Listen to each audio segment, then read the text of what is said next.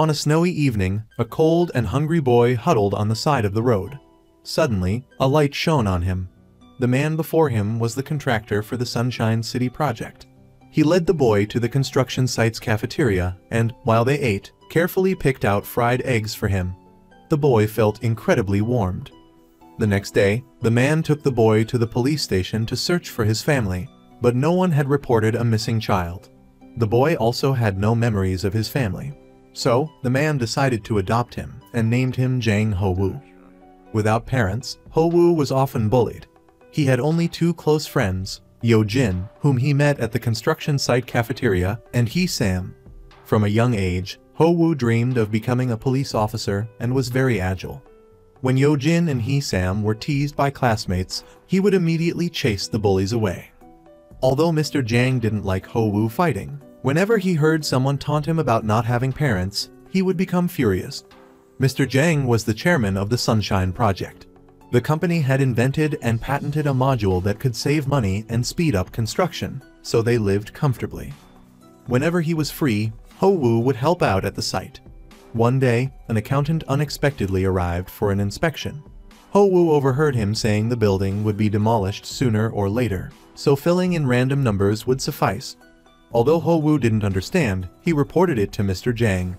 However, Mr. Jang was busy and didn't pay attention to him. Not long after, Ho-woo saw news of Sunshine's bankruptcy on TV. The auditor was Teal accounting firm. He immediately ran to the construction site. Chaos had erupted. Ho-woo rushed into the fray. At that moment, Han Seung-jo of Teal Accounting appeared. He produced the payment authorization review, stating that even if Ho-woo defeated everyone there, he couldn't change the fact that Sunshine was bankrupt. Ho-woo, still young, didn't understand what bankruptcy meant, only that the workers depended on this project for their livelihoods. He angrily questioned Seung-jo, asking who he was. Han Seung-jo told Ho-woo that they were the ones who held the company's fate in their hands. No matter how much Ho-woo resisted, he would be powerless. That evening, the workers suddenly came looking for Ho-woo. They had all received money from Mr. Jang. Ho-woo rushed out to find him, but he was too late. Mr. Jang had jumped from a high floor. Ho-woo could only hold his body and cry in anguish. He wanted to know why Mr. Jang had chosen to end his life, so he began studying the report. Not understanding it, he went to the accounting department for help. However, no one gave him an answer, so he had to rely on himself. Ho-woo resolved to become an accountant. He forewent college and, after graduating high school, began studying to become a certified public accountant. After 4 years of relentless hard work, Ho-woo successfully joined Teal Accounting Firm. As a high school graduate CPA, he was clearly not on the same wavelength as everyone else in the new employee training. Ho-woo's presence also caused a stir. At that time, the vice president was speaking on stage. Seeing the commotion below, his expression remained unchanged. Afterward, he immediately sought out his assistant, questioning how a high school graduate could have gotten into Korea's top firm. Unexpectedly, it turned out his own son had brought him in. Han Ji-jeon was speechless. At the same time, Gu Jun-tak, the director of an entertainment company, called him for help. It turned out that Chairman Lee of Sangha Group had initially invested in People Entertainment, arranging for his beloved son to work there. However, the son was incompetent and prone to reckless gambling, taking a large sum of the company's capital and losing it all. With the audit approaching, if the figures didn't match, it would be considered embezzlement. Han Ji-jeon took Hyung-woo to meet Chairman Lee. This guy doesn't have any real talent. He inherited the corporation thanks to his old man and woman. To protect his precious son, Chairman Lee is not only blaming Gu Jun-tak, but also wants the Sangha Group to acquire People Entertainment. This way, he can cover up the corruption scandal. Han Ji-jeon refuses to do such a foolish thing. The best course of action is to have People Entertainment pass the audit, then stabilize the company with recapitalization, and finally acquire it. That way, there won't be any problems, and it might even generate a significant profit. Therefore, the most important thing now is for People Entertainment to pass the audit, and the company handling it is Teal. Han Ji-jeon said he would take care of it. Chairman Lee has great faith in his abilities. 3 years ago, Han Ji-jeon helped him as well. Meanwhile, Teal's auditor, Kang Hyun, has always been in charge of People Entertainment. A seasoned professional like him quickly detected the incoming slush funds. This puts Kang Hyun in a difficult position. No matter what he decides, the consequences are unimaginable. If he signs off on it, he'll be violating his professional ethics. If he doesn't, many people will be implicated. At this time, Han Ji-jaeon and Hyung-woo return to the company. Han Ji-jaeon knows that Kang Hyun is a man of principle and is likely not to sign off. So, he sends Hyung-woo to sound him out, telling Kang Hyun to turn a blind eye. However, Kang Hyun is not easily persuaded. He used to be Hyung-woo's mentor when he first started. It's just that their paths have diverged. Kang Hyun is a man of principle, while Hyung-woo is not. Ho-woo's first days on the job aren't going smoothly either. No one chooses him for their team. Even when he volunteers, he's ignored. His colleague Yeon takes the new hires on a tour of the company. When they reach the trading department where Han Seung-jo works, Yeon emphasizes that this is the most difficult department in the company, so new hires aren't assigned there. Ho-woo knows Seung-jo is there, but he doesn't see him. As soon as Ho-woo leaves, Seung-jo suddenly appears. Seung-jo's father is Vice Chairman Han. Their relationship is terrible. Han Ji-jaeon is extremely dissatisfied that his son hired a high school graduate. Seung-jo doesn't care at all. He believes his father is a hypocrite who stops at nothing to achieve his goals, so he also hates Hyung-woo. Seung-jo reminds him, if my father wants to use me, he has to be careful. Who knows, I might become an obstacle in his path. Everyone knows who Seung-jo is, so there are many jealous and envious people in the company. However, Seung-jo doesn't care. Ho-woo has nothing to do. Hearing a colleague on the phone rushing for documents, he immediately volunteers to help. As a result, he's met with a cold reception, creating an awkward atmosphere. Seung-jo happens to witness this. He goes up to the rooftop for a smoke, and Ho-woo immediately follows. The two finally meet again. Unexpectedly, Seung-jo takes the initiative to talk to Ho-woo. The reason he's being ignored isn't entirely related to his education. The most important thing when working as an auditor is risk assessment. They'll research the potential profit they can make from a new hire. Ho-woo is a high school graduate. His abilities are unknown. He has no teamwork experience and no close senior colleagues, so of course, no one wants him on their team. If Ho-woo turns out to be a liability, their efforts will be wasted. No one tells the new hires this principle. Seung-jo's words serve as a wake-up call for Ho-woo. After work, the three best friends get together. Yo-jin has successfully become a police intern, and Hee-sam has opened a small bar. The next day, at the company, Ho-woo starts proving his worth. He cleans, organizes documents, adds paper to the printer, and helps colleagues print documents. Everything is neat and clean. Colleagues start asking him to help with small tasks. Ho-woo also likes the nickname Errand Boy. This left Seung-jo feeling puzzled. He was the one who hired the guy. If something went wrong, it should be his fault. As it was, Ho-woo was proving himself with petty tasks. He figured being noticed, even in this way, was better than being ignored. Seung-jo asked Ho-woo why he was staying at Teal. Ho-woo just lamely said he had his own reasons. Then he questioned Seung-jo about why he was helping him. Seung-jo was evasive, too. He had spotted potential in Ho-woo. While he wasn't valuable yet, he believed Ho-woo could become a powerful asset. So, Seung-jo invited Ho-woo to join his team. Faced with Seung-jo's offer, Ho-woo didn't hesitate. He directly turned it down. The reason was simple. He judged that the risks associated with Seung-jo outweighed the benefits. Seung-jo was momentarily speechless.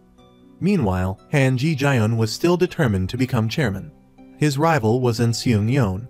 To gather information, Han Ji-jaeon hired a few hearing-impaired people who could read lips as janitorial staff. The company employees, knowing they couldn't hear, didn't hesitate to gossip. They even revealed that Seung-yeon had a heart condition and was planning to resign. An employee immediately wrote this on a coffee cup and delivered it to Han Ji-jaeon. He felt like he'd finally succeeded. The audit of People Entertainment was also nearing completion, just awaiting confirmation from the bank. Kang Hyun, although feeling that something was off, knew Han Ji-jaeon was cunning. Seeing that Kang Hyun wasn't giving him the respect he deserved, he secretly falsified figures. Kang Hyun couldn't find any discrepancies, so he had to sign off on it. However, to be even safer, Han Ji-jian ordered Hyung-woo to plant someone on Kang Hyan's team to monitor him. Because the bank delayed sending the confirmation, Kang Hyan flew into a rage, accusing his subordinates of being useless. The subordinates said that they had been there several times, even sticking to them all day, but the bank still wouldn't cooperate. They were out of ideas. Ho-woo seized the opportunity to volunteer. As luck would have it, Yona was also going in that direction, making it convenient for Ho-woo to hitch a ride. Ho-woo wouldn't have volunteered without a plan. Sure enough, when faced with Ho-woo's request, the bank employee directly refused, citing being busy. He didn't give up.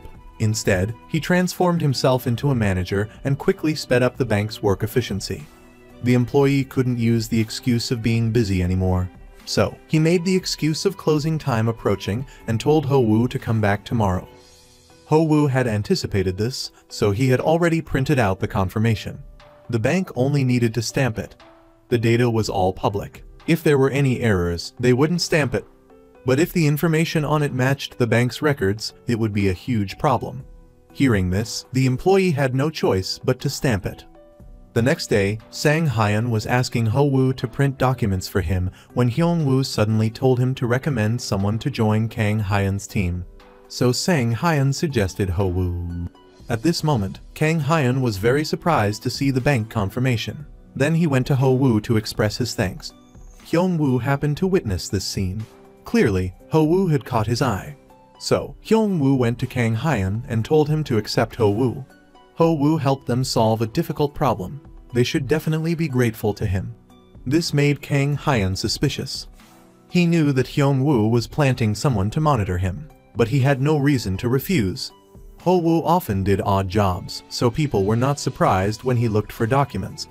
Then he started investigating Sunshine's documents. Unexpectedly, the file cabinet was empty. It seemed things were not so simple. At this time, Yona also arrived. The two looked at each other. Han Ji-jian was preparing to give the case to Seung-jo. After all, he was his biological son. Seung-jo sneered. "Are you trying to help Sangha bankrupt another company like the Sunshine Construction project years ago?" Han Ji-jian was the mastermind behind that case. At first, he used Sunshine as a secret warehouse for Sangha, leading to their funding being cut off. Uncle Jang thought the problem was that he had caused damage to suppliers and workers, so he decided to end his life. By the time Seung-jo received the news and rushed to the scene, it was too late. Uncle Jang's daughter was his girlfriend. The two broke up because of this. For Han Ji-jian, this was not worth mentioning. In this world, it's a dog-eat-dog kind of place. Seeing his father without a shred of remorse, Seung-jo told him to assign the task to Hyung-woo. Afterward, he went up to the rooftop to clear his head. Kang Hyan was already there. Kang Hyan was Seung-jo's senior colleague and close friend. Knowing that Seung-jo had recruited Ho-woo, he reminded him that Ho-woo had been pushed into their team by Hyung-woo. Seung-jo told him to just follow his Seung-jo's lead for now. Meanwhile, Hyung-woo called Ho-woo to his office. Ho-woo directly stated that he would do a good job overseeing things. Hyung-woo abruptly asked about his relationship with Sang Hyan. After all, no one would recommend someone they weren't close to for no reason. Ho-woo said that he'd only helped the other guy with a few minor tasks and then expressed his loyalty to Hyung-woo. A moment later, Seung-jo went to find Ho-woo and told him not to follow that Hyung-woo guy. Ho-woo obviously knew he wasn't up to any good, but he had his own plans. Seeing Ho-woo say that, Seung-jo felt a bit more relieved. As he prepared to leave, he suddenly turned back and asked, "Why do you trust me so much? You act innocent and harmless in front of others, but you reveal everything to me." Without waiting for Ho-woo's reply, Seung-jo left. Ho-woo, having just joined the team, immediately researched People Entertainment's reports. Very quickly, he discovered discrepancies in the inventory assets, a tactic used by Han Ji-jian. Two People Entertainment movies that hadn't even been released were gathering dust, neglected due to poor ratings, making them easy targets for manipulation. Ho-woo immediately conducted a more thorough investigation and, sure enough, found the problem. But he didn't tell Kang Hyan directly. Instead, he pretended to ask a colleague for guidance. The inventory asset issue raised suspicions for Kang Hyan. In a flash, he realized that the financial statements were problematic and secretly sought out Ho-woo to confirm the situation. Ho-woo directly told him that People Entertainment was bankrupt. Kang Hyun immediately went to confront director Gu. Gu Jun-tak quickly knelt down and pleaded, saying that if they could just get through this hurdle, the Sangha Group would acquire their company. At that point, the stock prices would rise, the company would be revived, and Sangha could also make a fortune. Teal could even be merged, killing 3 birds with 1 stone. Director Gu, worried that Kang Hyun wouldn't compromise, directly revealed everything. It turned out that the company's losses were all due to Chairman Lee's son, and Sangha wanted to buy it out to clean up his mess. Kang Hyun, after learning the truth, was extremely angry and resolutely refused to let it go through. Director Gu had no choice but to call Han Ji-jaeun. Things had reached this point, so he had to step in. He told Hyung-woo to summon Kang Hyun.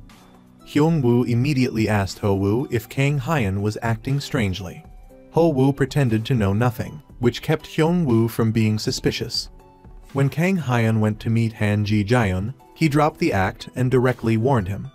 If you let it pass, you'll get a promotion, and if not, don't even think about surviving in this industry. Facing Han Ji-jaeun's threat, Kang Hyun had to make a difficult decision.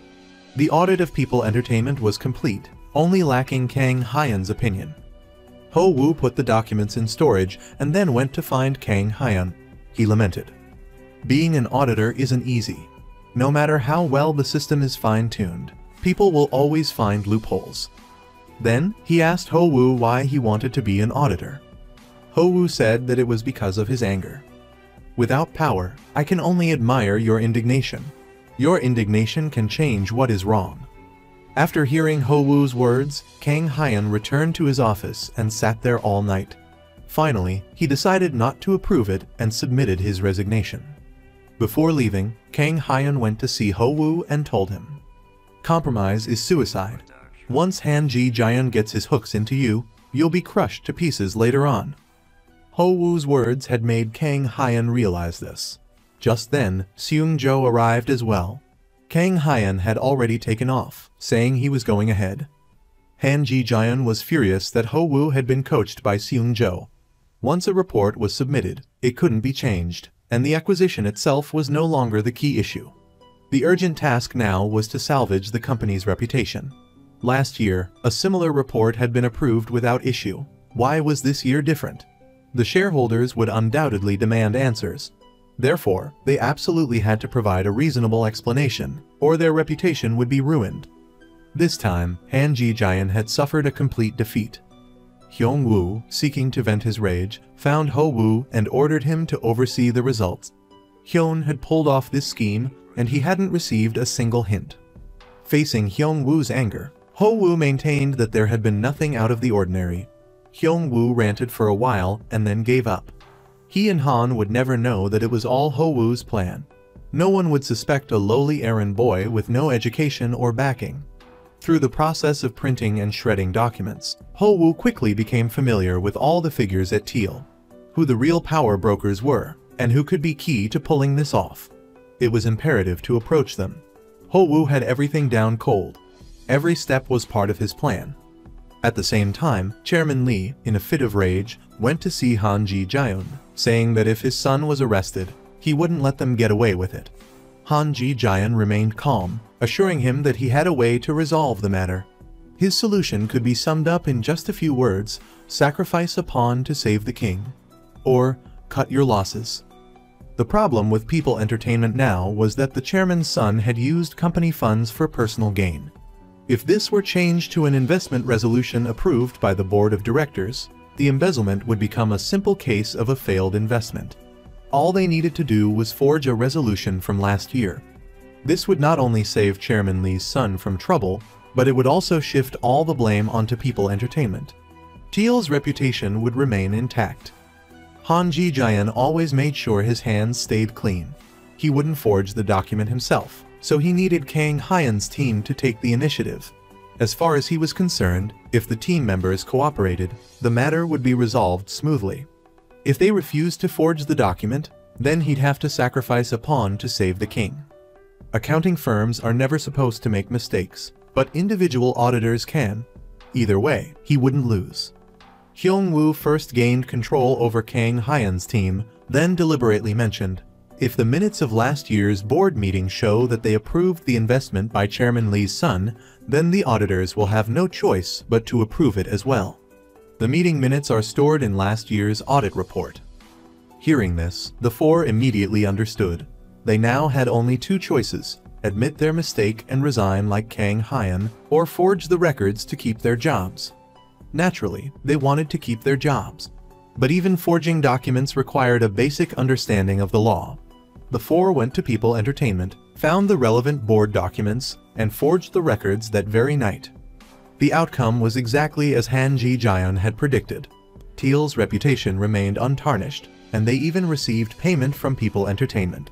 Chairman Lee's son wouldn't face prison for embezzlement. Director Gu wouldn't go to jail either. The only losers were the shareholders.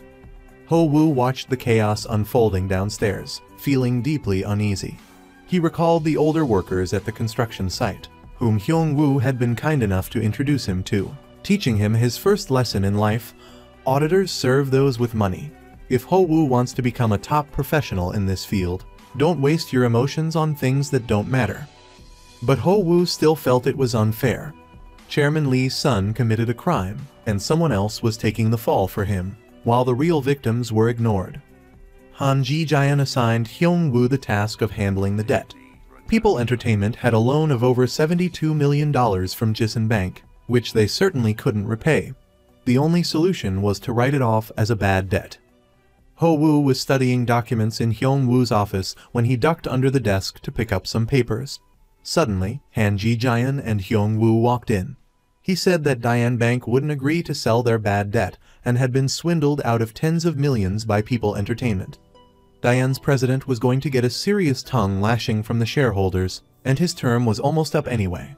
He'd likely play dead and pass the problem on to his successor. For our benefit, they absolutely had to convince Diane Bank. Gu immediately popped up, saying he had a way. People Entertainment had a lot of creditors. If Diane Bank wanted to play dead, then all they had to do was contact other banks and have them sell their bad debt first. That way, Diane Bank would have no choice but to follow suit. Han Ji-jaeon seized the opportunity and immediately went to see Chairman Jisun to lay out the situation. The chairman was also a smart guy and immediately put me in charge. So, I simultaneously landed 3 deals. One was liquidating assets for People Entertainment, and the other 2 were buying and selling the bank's bad debt. This would make us a fortune. Han Ji-jaeon also had a different view of Ho-woo. However, in the sales team, their goal was to sell at a high price, while Hu and the purchasing team aimed to buy at a low price. Even though they were in the same company, they were now competitors. Because the auction needed to be open and fair, internal dealings were prohibited. Therefore, everyone had to keep secrets from each other. Ho-woo took the contract to lawyer Yeon on the sales team and went upstairs with him. Ho-woo didn't dare talk to her directly, hiding in the corner of the elevator. Yeon was speechless, saying, "It's normal, what's the problem?" Ho-woo thought that made sense, so he immediately went closer. At this time, Yeona was a little shy, and when exiting the elevator, she accidentally dropped her documents.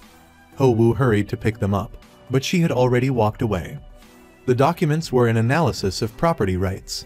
If the purchasing team saw them, they could deduce the lowest acceptable price. The team leader scolded Yeona severely. Ho-woo wanted to return them to her, but people on the sales team thought he was trying to snoop and directly kicked him out. Through a colleague, Ho-woo learned that the documents would reveal the seller's lowest price. He also realized the seriousness of the issue, so he did everything he could to slip the documents onto Yeon-a's desk, making sure he didn't see them. Seung-jo witnessed this scene and thought Ho-woo was a ruthless person like Hyung-woo. He didn't expect him to still have principles. Yeon received the documents Ho-woo returned and rushed to thank him. Ho-woo kept emphasizing that he hadn't read them. Yeon kept inviting him to dinner. However, the straight-laced Ho-woo ultimately refused. For the purchasing team, the best buyer was Han Ji-jaeon. He led Hyung-woo to meet Chairman Lee. Unexpectedly, he didn't want to participate at all. His son was safe and sound. Chairman Lee thought there was no need to waste money unnecessarily. Seeing him act so ungratefully, Hyung-woo was extremely angry. Han Ji-jian knew Li Chanju was a man without his own opinions. He had already anticipated this. Seung-jo also wasn't going to sit still. He read the documents and discovered that Li Chanju had a younger brother named Li Sung-ju. Sung-ju was much more capable than his brother. Chairman Li always envied him. The first thing he did upon becoming chairman was to fire his younger brother. This was the loophole. So, Seung-jo contacted Sung-ju, saying that he had a plan that wouldn't cost any money. All he needed was to borrow his name to make Li Chanju suffer. Sung-ju was extremely satisfied. Next, Seung-jo went to see the minister of Jisun Bank, hoping the bank would replace this bad debt with other uncollectible debts. In the past, he had a way to get people to buy at a high price in exchange. Later, if Dian Bank cooperated with us, we would just need to find him. The minister naturally didn't refuse. Hyung-woo received the news that they wanted to change the deal directly and flew into a rage. He quickly reported it to Han Ji-jian. He asked Seung-jo, "What the hell are you doing?" He said, "You don't need to worry, Dad. Chairman Lee will definitely buy this trash, because the main purpose of this is the right to view the report." Han Ji-jian immediately realized that whoever acquired People Entertainment would have access to their financial records. This meant that Li Chanju's illegitimate son would be exposed if Li Sung-ju participated in the bidding. Therefore, Li Chanju would buy the debt at any cost. Highly satisfied, Han Ji-jian promptly informed Li Chanju of this. Chairman Li panicked. If his brother acquired the debt, they would be ruined. He ordered Hyung-woo to win the bid no matter what.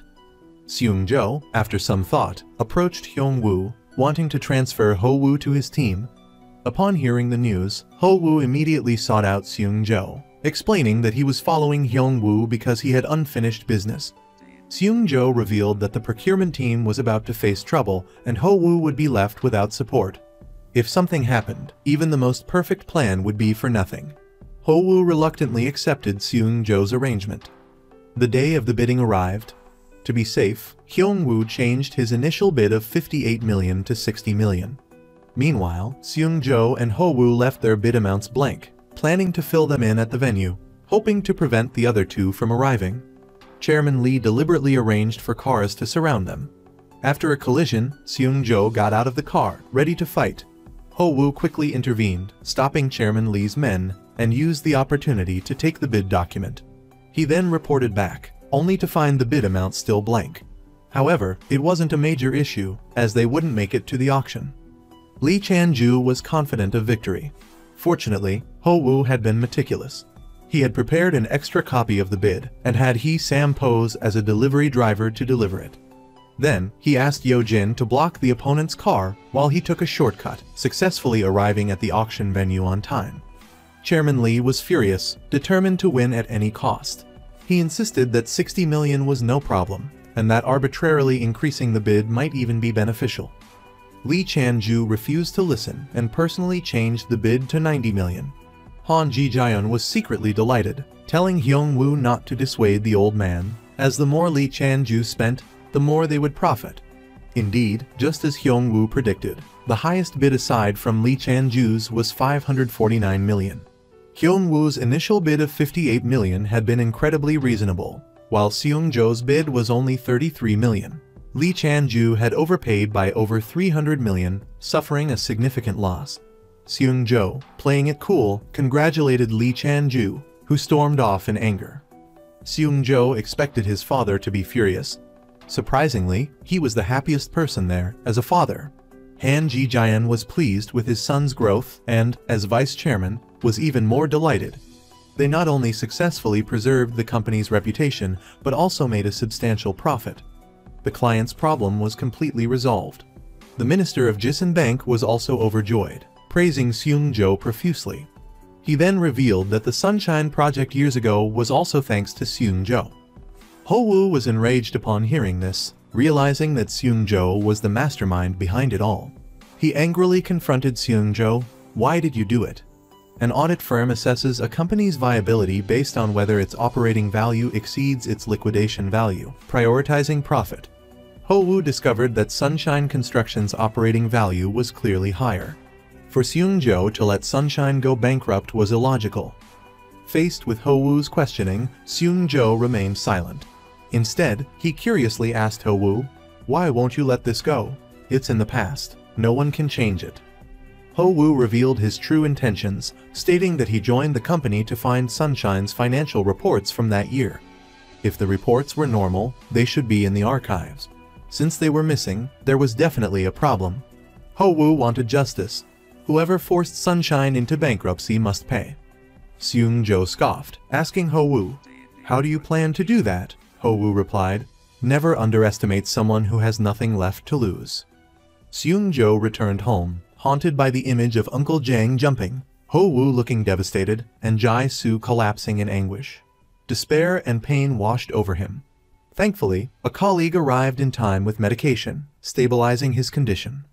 Lee Chan-ju, furious at being outmaneuvered, placed all the blame on Hyung-woo, declaring his intention to blacklist him. Hyung-woo hastily knelt, apologizing and professing his loyalty. Mollified, Lee Chan-ju relented. Back at the company, Hyung-woo received unexpected news. He was told that Seung-jo was being credited with the success of the recent deal and would be promoted. Though frustrated by Han Ji-jeon's betrayal, Hyung-woo felt powerless and played along. Seeing his cooperation, Han Ji-jeon promised to help Hyung-woo become a partner. Returning to his office, Hyung-woo was practically frantic. He ordered Yona to bring him everything that generated income. He was determined to become a partner at any cost, believing that only by climbing higher could he avoid humiliation. Seung-jo's dealings with Diane Bank were motivated by his desire to save Soma Tech. The company, similar to Sunshine Construction, was struggling and undergoing restructuring. He believed that with continued operation, it held promising potential. This project, originally Hyung-woo's, had now been taken over by Seung-jo. While Ho-woo dined with a friend, news broke that Sangha Group was using Uncle Jang's research to build Korea's first modular building. This had been Uncle Jang's dream, now stolen by Lee Chan-ju. The conversation also drifted to Jae-soo's former boyfriend's proposal, which her family had rejected. Jae-soo had continued to wait, but after the incident with Uncle Jang, she vanished without a trace. Seung-jo longed for Jae-soo, often reminiscing about their happy moments together. However, her whereabouts remained unknown. He approached Ho-woo, offering him access to Sunshine Construction's financial reports in exchange for joining his team. Ho-woo reluctantly agreed. Meanwhile, Han Ji-jeon wanted to promote his son, a move Hyung-woo had to prevent. While feigning agreement, he secretly met with Han Ji-jeon, claiming to have contacted HK Investment Fund, which was interested in acquiring Soma Tech. This, he argued, would generate greater profits for the company. Hyung-woo could then leverage this success to become a partner, and Han Ji-jeon could seize the opportunity to become chairman. As expected, Han Ji-jeon wavered and arranged a meeting between Hyung-woo and the director of Jisun Bank. From the bank's perspective, Soma Tech's continued operation would ensure full debt repayment. Hyung-woo's proposal offered the bank a substantial profit. Furthermore, since they would be providing the financial reports, their reputation would remain untarnished. The director readily agreed with Han Ji-jeon's plan. The minister approached Hyung-woo, expressing concern about how to explain the situation to Seung-jo, given their prior agreement. Hyung-woo instructed him to shift the blame to the director, stating, "If it's a request from higher-ups, employees have no choice but to comply." The minister found this reasoning acceptable. Simultaneously, Ho-woo and Yeonan arrived at Soma Tech. Ho-woo was stunned to see that the person presenting the technology bore a striking resemblance to Uncle Jang. Yeonan, mistaking his gaze, told Ho-woo to focus on work. "Don't just stare at me. The person Yeonan likes is Seung-jo." Ho-woo chuckled, not bothering to correct her. Unaware of the betrayal, Seung-jo dedicated himself to completing the final audit, determined to keep Soma Tech operational. Upon its completion, Ho-woo obtained the last page of the financial report concerning Sunshine Construction. He discovered two versions of the report, one with a barcode, the other without. Moreover, the content differed. One version recommended continued operation, while the other advocated liquidation to prevent further exposure. Every employee at Teal has a corresponding barcode. When printing or copying documents, the barcode automatically appears on the company system, facilitating control. Only partners or those approved by partners can print without a barcode. Looking at the final outcome, Sunshine Construction went bankrupt. meaning that initially, the company was supposed to continue operating. Then, for some reason, the report was changed. Ho-woo suspects that Seung-jo and his father colluded to cause this. So, he directly confronts Seung-jo, demanding an explanation. Seung-jo doesn't bother explaining, telling Ho-woo to find the answer himself. Later, Seung-jo meets with his father, Han Ji-jaeon, stating that a bankruptcy report must be made for Soma Technology, and instructs him to assign the project to Hyung-woo. Seung-jo insists that he is in charge and produces the report showing continued operations. Han Ji-jaeon calmly replies that there's no need to rewrite it, as he's already taken care of everything.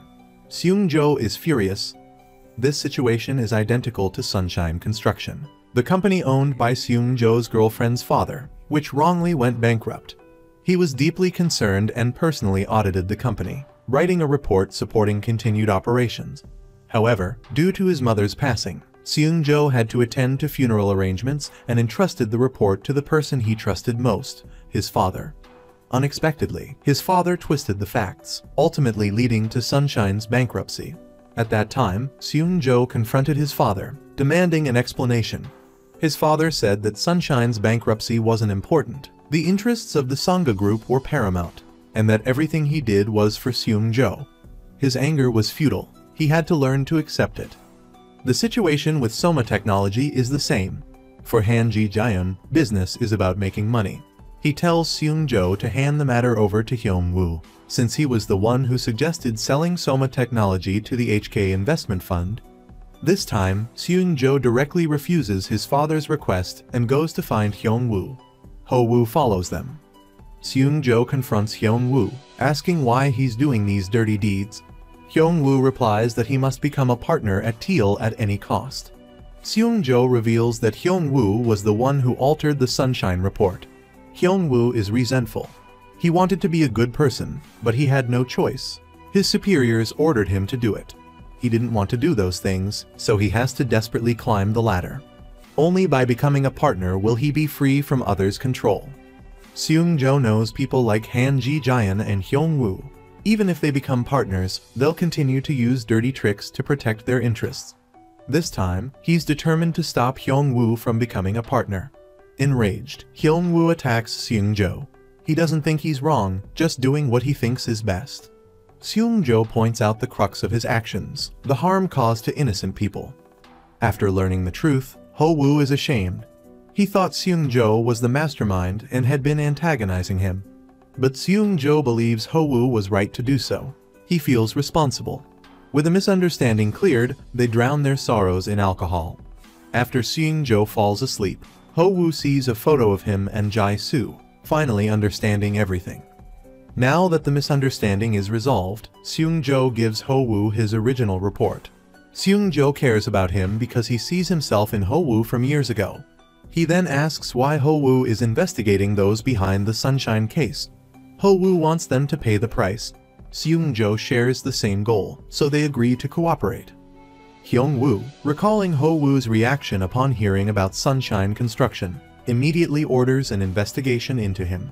After learning about Ho-woo's connection to Uncle Jang, he panics and threatens him.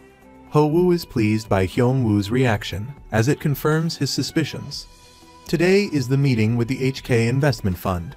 Han Ji-jaeon knows the person in charge, Ryan Jang, is a tough negotiator. He's heard that if she wears her sword brooch, she'll defeat any opponent. He warns Hyung-woo to be careful. At the meeting, Ho-woo discovers that Ryan Jang is his sister. Han Ji-jaeon is stunned, and Seung-jo is equally shocked. Later, during the meeting, Ho-woo argued that as long as Somatech continued to operate, they were fully capable of repaying their debts. He disapproved of liquidation. Jae-soo criticized Ho-woo's plan, saying it had no merit. She admitted she was used to relying on others, but why should she shoulder the risk for someone so clueless about the world? Han Ji-jaeon recalled a scene from years past, where Jae-soo had tearfully pleaded with him for help, only to be rejected. He assumed she was deliberately picking a fight. After the meeting adjourned, Seung-jo wordlessly dragged Jae-soo up to the rooftop. She gave him no chance to speak, declaring that she wouldn't forget this grudge. The Jae-soo of that time had died at the scene of her jump. Now, she was Ryan Jang. Ho-woo waited for Jae-soo in the lobby, asking why she had disappeared. Jai-soo said it wasn't a good time to talk and promised to explain later. Ho-woo went to see Seung-jo. Having previously seen their photo together at Seung-jo's house, he questioned whether Seung-jo had abandoned his sister. Han Ji-jaeon revealed Jai-soo's true identity to Hyung-woo, who was stunned. Anticipating drama, Han Ji-jaeon decided to investigate further. Seung-jo went to Jai-soo's hotel and repeatedly knocked, but she ignored him. At that moment, Han Ji-jaeon and Hyung-woo arrived. Seung-jo warned them to stay away from Jai-soo. Han Ji-jaeon told him to watch his performance, then entered a code, unlocking the door. Confronted by Han Ji-jaeon, Jai-soo insisted they only discuss business. Unable to glean any information, he got up to leave. Jai-soo suddenly spoke, requesting politeness and respect. Han Ji-jaeon immediately bowed and left.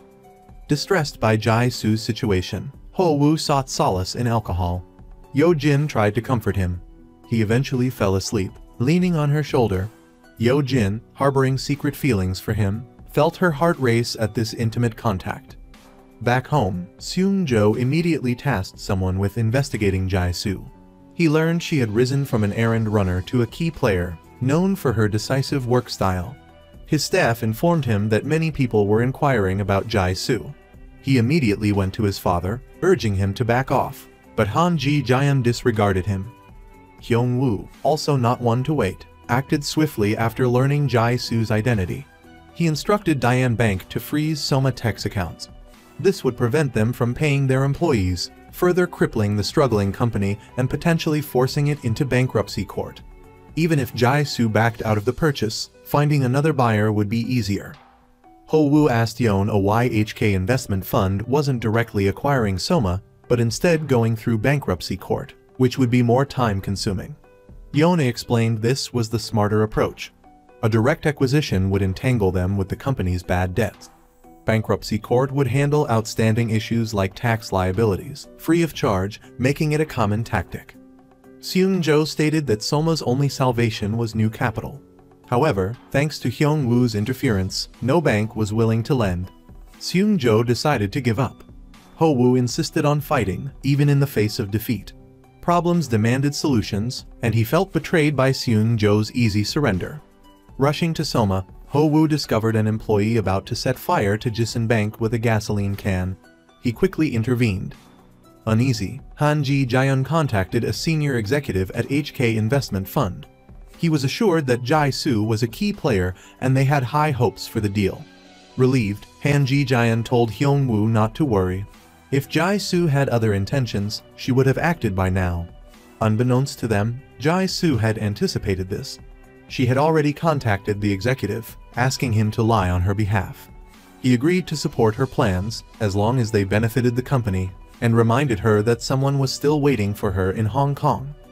Ho-woo sought out Jai-soo, proposing to publicly release Soma Technologies' technology for free to attract new funding.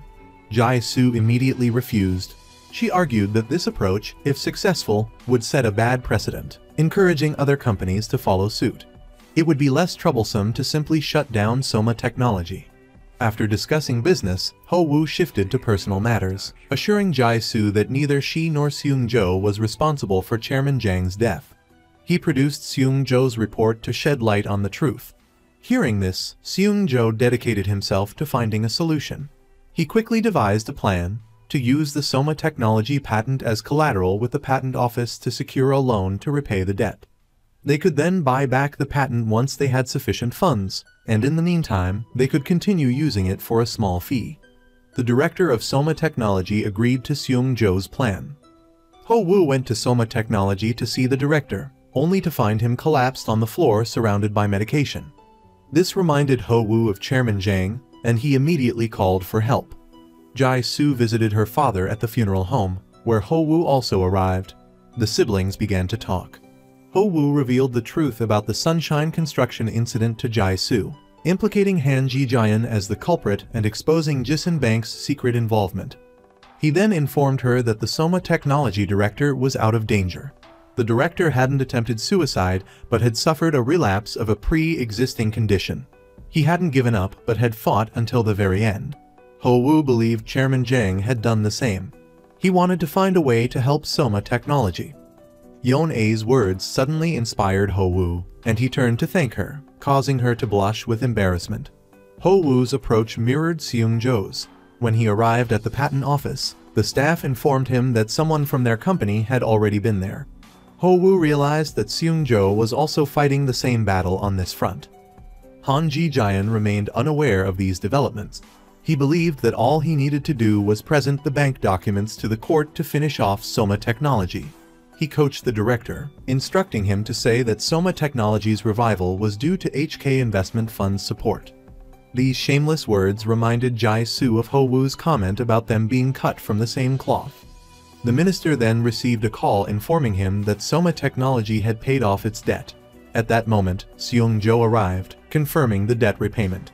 Ho-Woo also arrived with the completed paperwork for the patent collateral. With this, Soma Technology would continue operating. The director of Jisun Bank was furious, demanding to know from Han Ji-jian why his own people were sabotaging each other. Han Ji-jian was deeply disappointed in his son, but Seung-jo retorted that ruining Sunshine Construction was enough. Afterward, Seung-jo sought out Jae-soo to sincerely apologize, but she didn't accept it. He insisted that she should hate him instead of herself. He then removed the pin from Jae-soo's lapel, explaining that wearing it would only hurt her. Jae-soo said she didn't have much time. Someone was waiting for her. Han Ji-jian and Ho-Woo returned to the company, where Anon suddenly appeared, announcing his recovery and readiness to return to work. The two clashed, neither willing to yield. AI and Seung-yeon was preparing a grand act of revenge. When Ho-Woo went to celebrate with Seung-jo, he noticed Seung-jo's somber expression. Seung-jo explained that Soma Technology's survival was due to their disregard for their financial situation and excessive borrowing from research funds. While they had saved the company for now, its future remained uncertain. Auditors weren't saviors but rather ensured that operational funds remained where they belonged. At that moment, Yeon arrived with documents. Observing her cheerful interaction with Ho-Woo, Seung-jo thought they were a good match. Ho-Woo sought out Jae-soo, questioning her involvement with HK Investment Fund, the company that had stolen Chairman Jang's patent. Jae-soo explained her predicament, urging Ho-Woo to do nothing. However, Ho-Woo insisted on helping. Finally, Jae-soo revealed that she had discovered the identity of the person who had invested in HK Investment Fund after they acquired the patent. And Seung-yeon discovered that Han Ji-jian's biggest client was Jisun Bank. She decided to initiate surveillance, creating an opportunity for the audit department to conduct an external audit of the bank. This would force the consulting department to withdraw from all of Jisun's business. The two rivals' battle attracted the attention of the shareholders, leading to a meeting where they were asked to present their viewpoints. Seung-yeon planned to approach the situation from an auditing perspective, while Han Ji-jian directly addressed the financial implications. 42% of our revenue comes from the consulting department, 34% from the audit department. If we hand over all of Jisun Bank's business to the audit department, our revenue will plummet. The shareholders, naturally, prioritized profits. After losing, Han Ji-jian directly challenged the audit department, vowing to reduce the consulting department's workload. Han Ji-jian then declared, "We're all on the same team. We should share in the good fortune." In the elevator, Yona encountered Director Jin. Ho-Woo suddenly teased her. "Going to the 10th floor to see Seung-jo, are you?" Yona quickly denied it. Director Jin smiled after hearing this, revealing that Yona was his daughter. Meanwhile, Jae-soo was also keeping tabs on and Seung-yeon. She and the director of Jisun Bank seemed to share a secret. At that moment, Seung-yeon was studying Jisun Bank's audit report. Ho-Woo stuck her picture on his window. He suspected that the "an" they were discussing was an Seung-yeon. Jae-soo approached Han Ji-jian, asking him to sell the Kakban franchise, offering double the usual fee. Han Ji-jian agreed to the deal. After Jae-soo left, he opened a safe and took out a phone to call someone. He decided to assign Seung-jo and Ho-Woo to this task. Seung-jo sought out Seung-yeon, asking why she was antagonizing his father. Seung-yeon explained that Han Ji-jian had initiated the challenge. She then advised Seung-jo to see the situation clearly to make a fair assessment.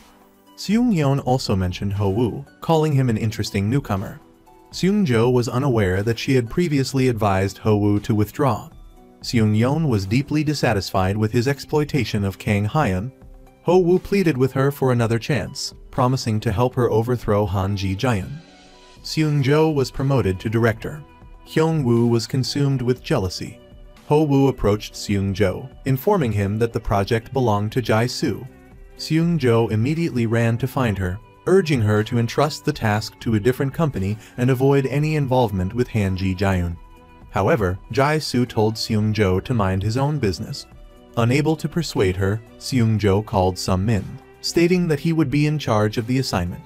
Yi Hwan, a colleague who constantly clashed with Ho-woo, remained clueless about what he had done to offend him. After the meeting concluded, Ho-woo asked Seung-jo if his change of heart was due to Jae-soo. He didn't answer, instead mentioning that they had too little information on the HK investment fund. Seung-jo couldn't find the company's organizational structure. Curious about Jae-soo's involvement, Ho-woo recalled her saying she had her own burdens. Wanting to uncover the identities of the HK investment fund's investors, he sought out Yone for information about the company. Yone explained that HK private investment funds had JPS and LPs. LPs were limited partners, the investors, while JPS were general partners, responsible for management. Ho-woo wanted to know who the LPs were. He couldn't find out. Yone said that the HK investment fund was designed to conceal the LPs' identities, making it impossible to investigate. To help Ho-woo, Yone went to her father to inquire about the LPs, claiming she was doing it for group dating purposes. Ho-woo went to inspect a business with Seung-jo and discovered issues with the financial reports. He immediately went to Representative B, who told him that Jae-soo had orchestrated everything. Ho-woo sensed something was amiss with Seung-jo, but, unable to pinpoint the problem, simply asked if there was something Seung-jo wasn't telling him. Yi Hwan went to inspect the cold storage. He wore a coat but didn't offer one to Ho-woo, leaving him to freeze. By the time Ho-woo returned to the company, his document packet was practically frozen solid, and he'd forgotten it entirely. Yone, noticing Ho-woo's forgotten paperwork, seized the opportunity and called him directly, asking where he was. Ho-woo was having dinner with his colleagues. Unfazed, Yone joined them. She told Ho-woo that Yi Hwan's wife had been passed over for a promotion due to her maternity leave. This sale was extremely important to her, so it was no surprise Yi Hwan was competing so fiercely with Ho-woo. After their conversation, the two continued drinking. Yone, slightly drunk, revealed to Ho-woo that Lee Chan-ju was one of HK's investors. After this revelation, she slumped over the table. However, the oblivious Ho-woo missed the cue. He asked Yo-jin to take care of Yone, but she told him to handle it himself. Ho-woo had no choice but to take Yone home, then continued his research based on the clue he'd just received. He realized the situation was far more complicated than he'd initially thought. Jae-soo was currently investigating. Ho-woo decided to investigate Lee Chan-ju from his end. Jae-soo suddenly approached Hyung-woo, taking him to the place where Uncle Jang had passed away. Hyung-woo panicked. Jae-soo asked him to do something for him as a way to repay his debt and ease his guilt. Hyung-woo reluctantly agreed. Meanwhile, Lee Chan-ju was furious. Sanga's properties weren't selling, finding brokers was difficult, the company was out of money, and Jisun Bank refused to lend them any more. He demanded his employees find a way to generate income. Just then, Seung-yeon paid him a visit. She proposed that Lee Chan-ju give her the auditing contract in exchange for Seung-yeon helping him resolve his financial issues. Lee Chan-ju was tempted. At the same time, Ho-woo ran into Han Ji-jaeon in the elevator. Han Ji-jaeon challenged Ho-woo to present the best sales strategy. Ho-woo made a condition: his team's performance metrics had to be improved. Han Ji-jaeon agreed. Ho-woo immediately laid out his plan. The best buyer was Sanga Group itself. Acquiring the chain of stores could attract merchants, and with added support, the properties would sell quickly. This influx of cash would solve Sanga's financial problems. Han Ji-jaeon, seeing the value in the idea, relayed it to Lee Chan-ju. Hyung-woo alone couldn't persuade him, and Lee Chan-ju was about to partner with Seung-yeon. Han Ji-jaeon suddenly interjected, mentioning that an audit could expose all of a company's activities. If Seung-yeon uncovered anything, there would be serious trouble. Lee Chan-ju immediately understood the implication and called in Seung-yeon, canceling their agreement. Han Ji-jaeon had killed two birds with one stone. neutralized in Seung Yeon and secured a buyer. Yeon A and Ho Woo discovered that the Cake B and stores had freezing technology. Representative B urged them to complete the order quickly. Ho Woo was curious why such a good company was in such a hurry to sell. He soon uncovered the truth. The franchise stores were failing. Comparing reports, Ho Woo realized HK had known these stores would go bankrupt within 2 years. They had inflated their fees while the reports were still good and were rushing to sell. Ho Woo told Yeon-A he would inform Seung Jo, but he didn't. Overhearing Yeon-A and her colleagues discussing the situation, Seung Jo discovered Ho Woo had kept him in the dark. At the same time, Yi Hwan and Ho Woo went to inspect Sanga village. Back at the company, Yi Hwan told Ho Woo he didn't need to attend the contract signing the next day, intending to take all the credit for his wife. Yeon-A, finding the accelerated transaction suspicious, asked Ho Woo what he was planning.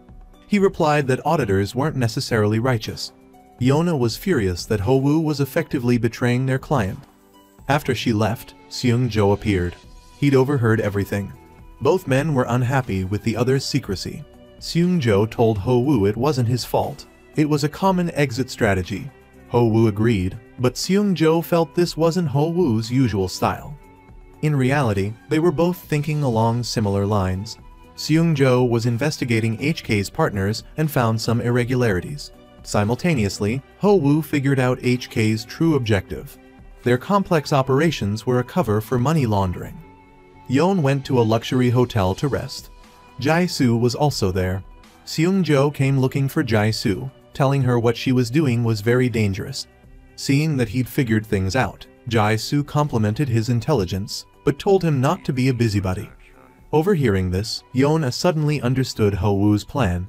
He was hiding the true results of his investigation from Seung Jo because he wanted to stop the deal. At the last minute, this would earn him favor with Lee Chan-ju. Coincidentally, Seung Jo had come to the same conclusion. The next morning, Ho Woo waited in front of Lee Chan-ju's house. Yeon drove up to pick him up, telling him that Lee Chan-ju had already left for the airport and urging him to get in the car. They arrived at the airport. Ho Woo found Lee Chan-ju and stopped him from signing the contract. Lee Chan-ju said that Han Ji-jaeun had told him the contract was fine. Ho Woo outright betrayed Han Ji-jaeun, saying he either didn't know the situation or knew and didn't report it. Lee Chan-ju then called off the deal. Yi Hwan and his wife's efforts were wasted. Seung Jo arrived a step too late. Lee Chan-ju told him that Ho Woo had already spoken to him. Leaving the airport, Seung Jo saw Ho Woo and Yeon-A. The three exchanged smiles, knowing the contract hadn't been signed. Han Ji-jaeun was extremely dissatisfied, even furious, and wanted to crush Ho Woo immediately. Fortunately, his wife stopped him in time. Meanwhile, Lee Chan-ju sent a message to Ho Woo, wanting to meet with him after returning to the country. The matter wasn't over yet. While organizing documents, Yeon made a new discovery. Cake Band's franchise stores didn't include the patent rights. Ho Woo immediately investigated and found that HK held numerous patents. Seung Jo sent the two the documents he'd found, asking them to investigate who held the usage rights to HK's patents. Upon cross-referencing, they discovered they were all held by influential families. The three immediately understood. Jae-soo was building a network of connections by involving these people. At that moment, Jae-soo met with a congressman, offering him the Cake Band patent. The congressman's constituency included the nation's largest food production company. The company wanted to bribe him, but hadn't found a suitable method. Jae-soo said they could legally collect patent royalties through orders placed with companies designated by the congressman. Furthermore, transferring the patent rights to his son could resolve tax and gift issues. These actions were all perfectly legal. The congressman wavered, and they successfully formed a partnership. Jae-soo went outside and made a call. She was looking for a distressed debt fund manager, preferably a family man in his 40s with a lot of debt. Such a person would be easiest to control. Lee Sung-ju's younger brother came to see Seung Jo to collect on the previous debt, wanting him to gather Sangha Group bonds. Ho Woo went to the data room to check the financial audit report. Yeon suddenly walked in, startling him. She proposed collaborating with Ho Woo, saying she wanted to fight for love. Ho Woo didn't want Yeon to risk herself with him and refused, saying she was too impulsive. Yeon was angry, denying the accusation. As they were about to argue, someone entered. Ho-woo pulled Yona into a corner. This intimate gesture embarrassed her. The two colleagues who had just entered started gossiping about Ho-woo. Unable to stand it, Yona spoke up in his defense. The colleagues found this strange. After speaking, Yona also realized something was amiss. She quickly left, leaving the three bewildered. The content of the deal between Jae-soo and the congressman was to ensure that the head of the Financial Services Commission would be approved at the upcoming parliamentary hearing. Jae-soo copied the video of this bribery. Ho-woo and Seung-jo were also discussing Jae-soo's involvement with these powerful figures. What was her ultimate goal? Seung-yeon confronted Ho-woo, demanding an explanation. Ho-woo claimed that only a failed deal would allow her to gain auditing rights for the Sangha Group, calling it his repayment to her. A curious Seung-yeon questioned what Ho-woo gained from this. He replied that she had hurt him in the past. A waiter, witnessing their conversation, immediately relayed the information, a detail that was part of Ho-woo's plan. He knew Han Ji-jaeon had informants there and wanted him to believe this was his true motivation. Sure enough, Han Ji-jaeon summoned Ho-woo shortly after. He declared the cake bean report fake, insisting that blocking the deal was the only way to maintain a long-term partnership with Sangha. Han Ji-jaeon already knew the truth from his subordinates, but fell for Ho-woo's trap, believing he was playing games. In reality, Ho-woo's true goal was to get close to Lee Chan-ju. Han Ji-jaeon didn't fire Ho-woo, but stripped him of all responsibilities, barring him from any important tasks, and warned him against causing trouble, threatening consequences if he did. Upon leaving, Ho-woo bumped into Lee Chan-ju and quickly reported Han Ji-jaeon's actions. Lee Chan-ju promised to back him up. Ho-woo seized the opportunity to ask about the identity of Anne, but Lee Chan-ju told him not to pry, claiming ignorance even about his own finances and implying the question was futile. Han Ji-jaeon hadn't fired Ho-woo because he still saw him as a useful pawn, someone new and potentially manipulable by both himself and Lee Chan-ju. He was not a simple man. After meeting with Lee Chan-ju, Han Ji-jaeon immediately apologized, but Lee Chan-ju brushed it off. He then called Ho-woo in, introducing him as his junior and warning Han Ji-jaeon against mistreating him. Han Ji-jaeon suggested that Lee Chan-ju hand over management to his son to overcome the current crisis. Hyung-woo asked Lee Chan-ju to join him in his office for a private conversation, separating him from Ho-woo. Meanwhile, Seung-jo was researching ways to acquire Sangha Group's debt when Lee Sung-ju suddenly arrived. A curious Seung-jo asked why he was cooperating with him. Lee Sung-ju replied, "The enemy of my enemy is my friend." Seung-jo wasn't targeting Han Ji-jaeon. Initially, Lee Chan-ju had enlisted Han Ji-jaeon's help to oust El Sangi. As the two men exited, they unexpectedly encountered their enemy. Chan, upon seeing his younger brother, immediately started berating him. Hyung-woo quickly intervened to calm the situation. When he and Lee Sung-ju suddenly appeared, they unexpectedly attacked his older brother. They assaulted and verbally abused Lee Chan-ju, claiming they would take back what belonged to them. Unable to tolerate this, Lee Chan-ju drove his car directly at Lee Sung-ju. As a result, both brothers ended up in the hospital. Everyone visited Ho-woo, including Jae-soo and Seung-yeon, who went to Lee Chan-ju's room. Jae-soo was somewhat surprised to see Ho-woo there. She hadn't expected him to become Lee Chan-ju's subordinate in just a few days. That evening, everyone celebrated Yo-jin's birthday. Ho-woo gave her a cake and a gift, making her very happy. However, upon learning that Yona had chosen the gift, Yo-jin felt a slight pang of disappointment. On the bus home, Ho-woo saw the news that Assemblyman Min Woo-sik had passed his confirmation hearing. Jae-soo's deal was complete. Passing by the police station, Ho-woo saw a father picking up his son, which reminded him of Uncle Jang. He took out his phone to look at a picture, then regained his composure and returned home to continue searching for clues. Yi-hwan, driving his wife and daughter home, suddenly realized something was wrong with his vision. He rushed to the hospital for an examination. The diagnosis was acute methanol poisoning, causing progressive blindness, essentially incurable. Yi-hwan saw a news report on his phone, mass methanol poisoning causing blindness at a mold factory. Unfortunately, he had been at that factory. Ho-woo couldn't access any documents at the company. However, Yona had organized all the information about the Sangha Group for him. Ho Woo went to Yona and asked why she was being so kind to him. Yona replied, "Does helping someone require a reason?" Faced with her sincerity, Ho Woo decided to tell her everything. Yona was furious. She had always considered Han Ji-jaeon a model auditor. She couldn't believe he was so malicious. They analyzed the situation together, concluding that if they could trace the money flow to the HK investment fund, they would uncover the truth. So they began to examine everything about Sangha. Ho Woo discovered a problem. He went to Seung-jo and told him something was unusual about one of Sangha's cargo ships. The ship had been leased but was suddenly purchased and registered in Hong Kong. The transaction was over $20 million. Based on this clue, Jae-soo discovered that the money was indeed from HK's slush fund, and that An Seung-yeon, the auditor in charge, couldn't have missed the transaction. Putting all the clues together, Ho Woo suspected An Seung-yeon was behind it all. Seung-jo thought it was impossible. An Seung-yeon was his mentor and had no reason to do such a thing. Ho Woo said, "You can know a person's face but not their heart." Unfortunately, An Seung-yeon overheard this. She confronted Ho Woo. He revealed that An had recently withdrawn money from Sangha, claiming it was for insurance premiums. An Seung-yeon insisted the ship purchase was legitimate and that her audit showed no problems. Ho Woo accused her of being the mastermind and directly threatened to find the person running HK and expose them.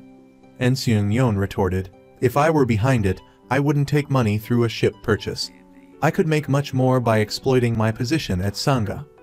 Yona told Ho Woo that the ship's import log was impeccably clean, like a ghost ship. At that moment, two colleagues invited them on an assignment. A company dealing in frozen goods had taken out a $120,000 bank loan and was suspected of duplicate collateralization.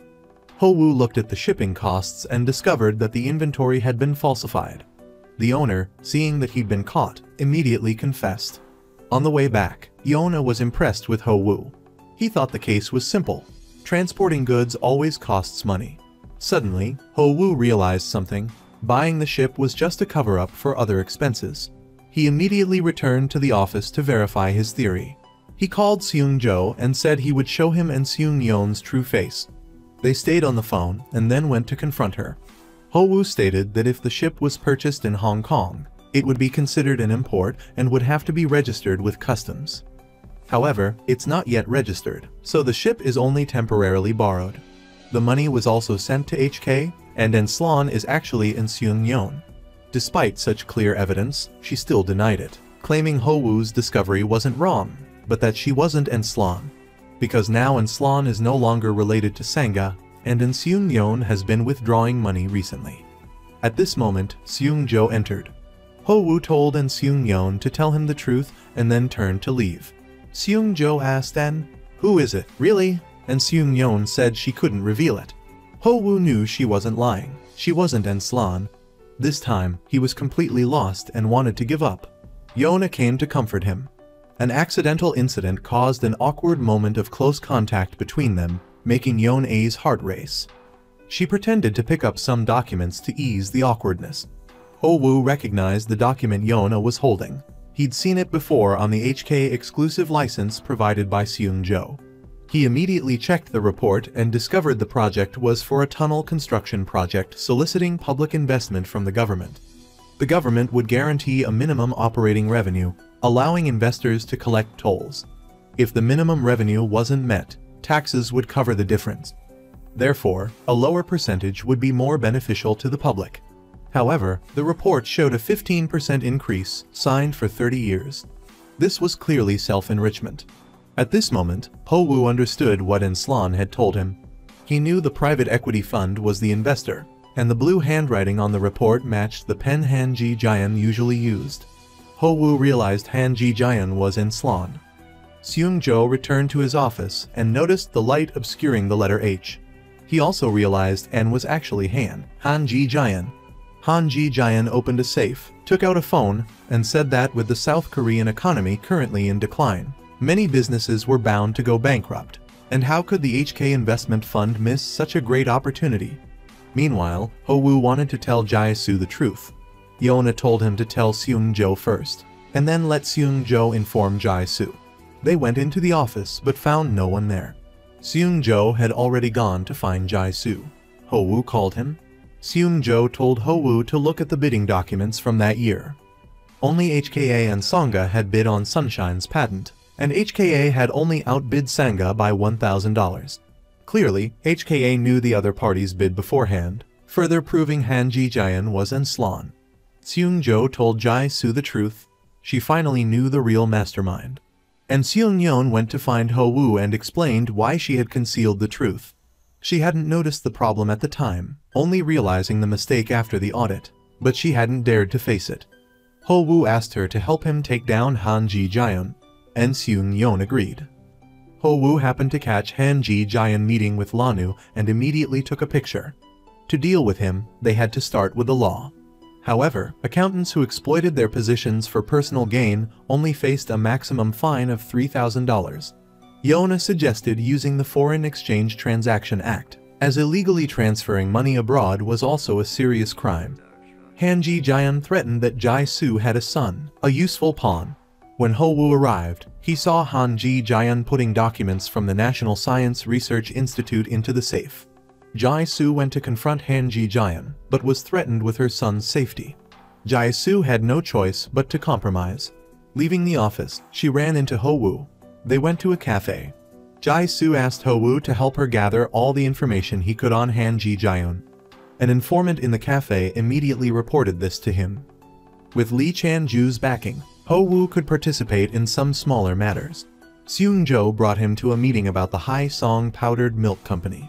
Hai-song was Hai-woo's father's company. Some children couldn't drink regular milk and had to drink special formula.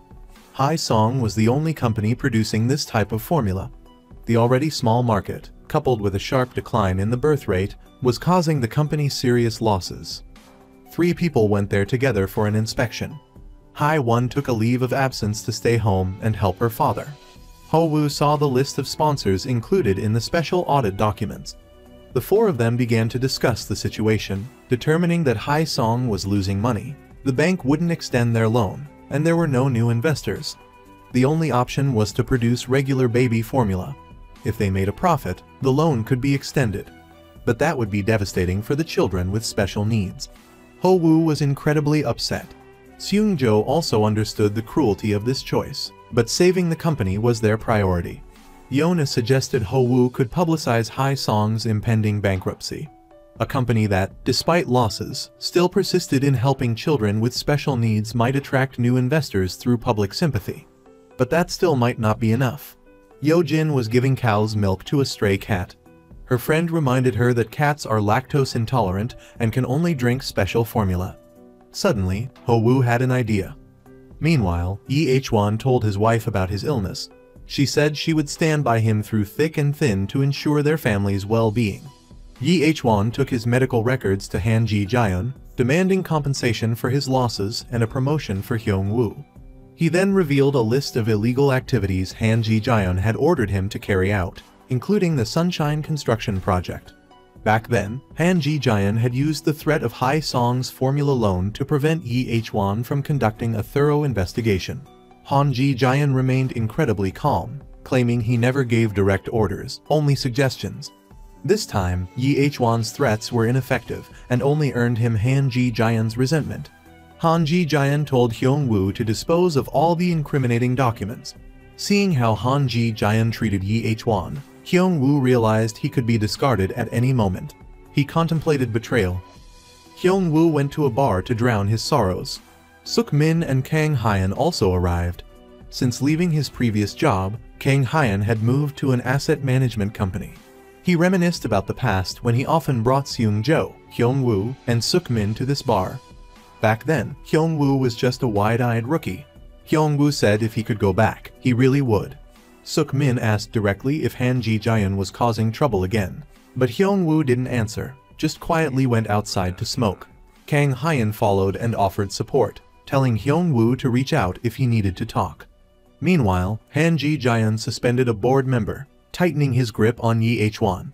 Yi Hwan went to Han Ji-jaeon, begged him to spare Hyung-woo, and even offered to be his dog. Ho-woo proposed that Hai-song develop a line of specialized pet food for cats and dogs. This wouldn't increase costs significantly and would tap into the booming pet market. Then, using positive media coverage, they could attract new investors. This two-pronged approach would greatly increase the company's chances of recovering from its losses. Seung-jo told Ho-woo to write a detailed report. Back at the office, Seung-jo saw Jae-soo's name on the sponsorship list and immediately questioned Hyung-woo. Hyung-woo explained that Jae-soo was a former client who continued to donate to the organization after her child recovered. Jae-soo's first formula purchase was 5 years ago, leading Seung-jo to believe the child could be his. He rushed to find Jae-soo, urging her to return to Hong Kong with their child and stay out of danger. But Jae-soo refused, saying she had to take down Han Ji-jaeun. Unable to persuade her, Seung-jo said that while he couldn't protect her before, he wouldn't make the same mistake again. He felt immense guilt for the past.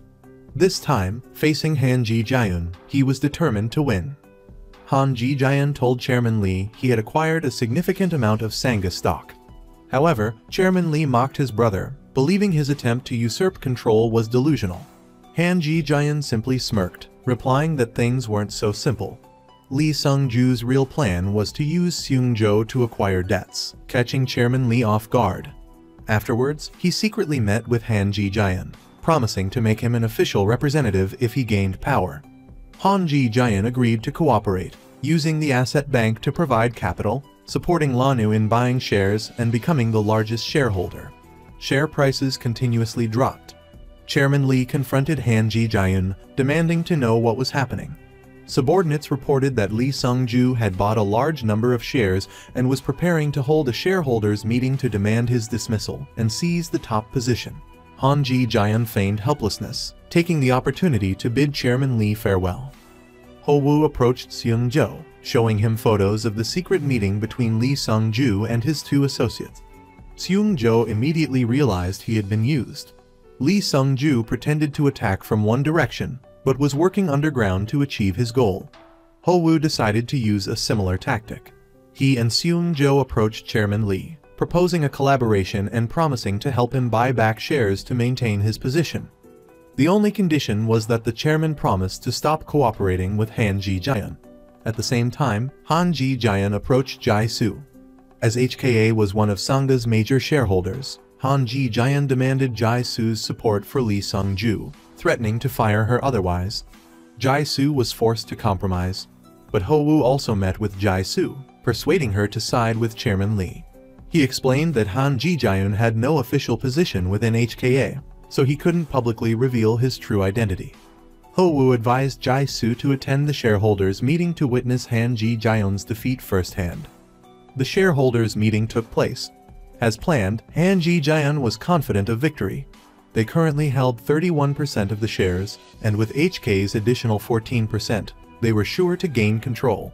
However, Chairman Lee also held 31% of the shares, and according to the rules, if HK cast 2 votes, only the last vote would count. In the end, Chairman Lee won. Han Ji-jaeun's plan failed narrowly. Lee Sung-ju left in disappointment. But before leaving, he ordered his subordinates to thoroughly investigate Ho-woo. After the meeting, Seung-jo took Jae-soo home. This time, she didn't refuse. The crisis had passed, and Hyung-woo's management position was restored. Hyung-woo thanked Ho-woo and Yona for their help. Even Yi Hwan came to apologize to Ho-woo, promising to repay his debt of gratitude in the future. Ho-woo reached the elevator, and Seung-jo saw Yona and Ho-woo chatting and laughing happily. At that moment, Chairman Jin stepped out of the elevator. Ho-woo then learned of the relationship between Yona and Chairman Jin. Hyung-woo snuck into Han Ji-jaeun's office, preparing to retrieve documents from the safe. But he didn't expect that Han Ji-jaeun had installed a surveillance camera pointed directly at the safe. Upon returning to his office, Han Ji-jaeun reviewed the recording and, combined with information from his insider, quickly discovered Hyung-woo's intention to betray him. Han Ji-jaeun tasked Hyung-woo with destroying the falsified accounts, also implying he should deal with Yi Hwan. He promised that if successful, Hyung-woo would be promoted to partner. But in reality, Han Ji-jaeun had arranged 2 scenarios. If Hyung-woo obeyed, with blood on his hands, he would be easily controlled in the future. If Hyung-woo disobeyed, he would have both Hyung-woo and Yi Hwan eliminated. Hyung-woo decided to betray Han Ji-jaeun. He gave some of the documents to Kang Hyun and provided information about Han Ji-jian to Jai-soo. However, Han Ji-jian had his men take Hyung-woo and Yi Hwan to a warehouse in the mountains. Before that, Hyung-woo managed to contact Ho-woo, asking for his help. Ho-woo informed Seung-jo and quickly went to the warehouse. There, Han Ji-jian's men forced Hyung-woo to deal with Yi Hwan himself, but he only said that destroying the documents was enough. Seeing Hyung-woo's disobedience, Han Ji-jian's men beat them both, locked them in the warehouse, set it on fire, and locked the door. Ho-woo arrived and was about to break down the door when Han Ji-jian's men rushed out to stop him. Han Ji-jian watched everything through the surveillance camera, smiling coldly. Ho-woo managed to open the door, and Hyung-woo told him to save Yi Hwan first. As soon as Yi Hwan was pulled out, Seung-jo took down Han Ji-jian's man, and then rushed in to save Hyung-woo. However, the fire was too intense, causing the warehouse to explode. Hyung-woo ultimately succumbed to his injuries. At the memorial service, attendees were filled with outrage upon seeing Han Ji-jian arrive to pay his respects. Zan delivered a crucial piece of information. Han Ji-jian had used Sanga's funds to establish a scholarship foundation, sponsoring numerous students. These individuals now occupied influential positions across various industries and remained fiercely loyal to Han Ji-jian. Standing before Hyung-woo's portrait, Han Ji-jian feigned tears. Meanwhile, Yi Hwan awoke from his coma. Learning that Hyung-woo had sacrificed himself to save him, he attended the memorial service despite his pain to express his gratitude. He then intended to report Han Ji-jian to the police for instigating murder.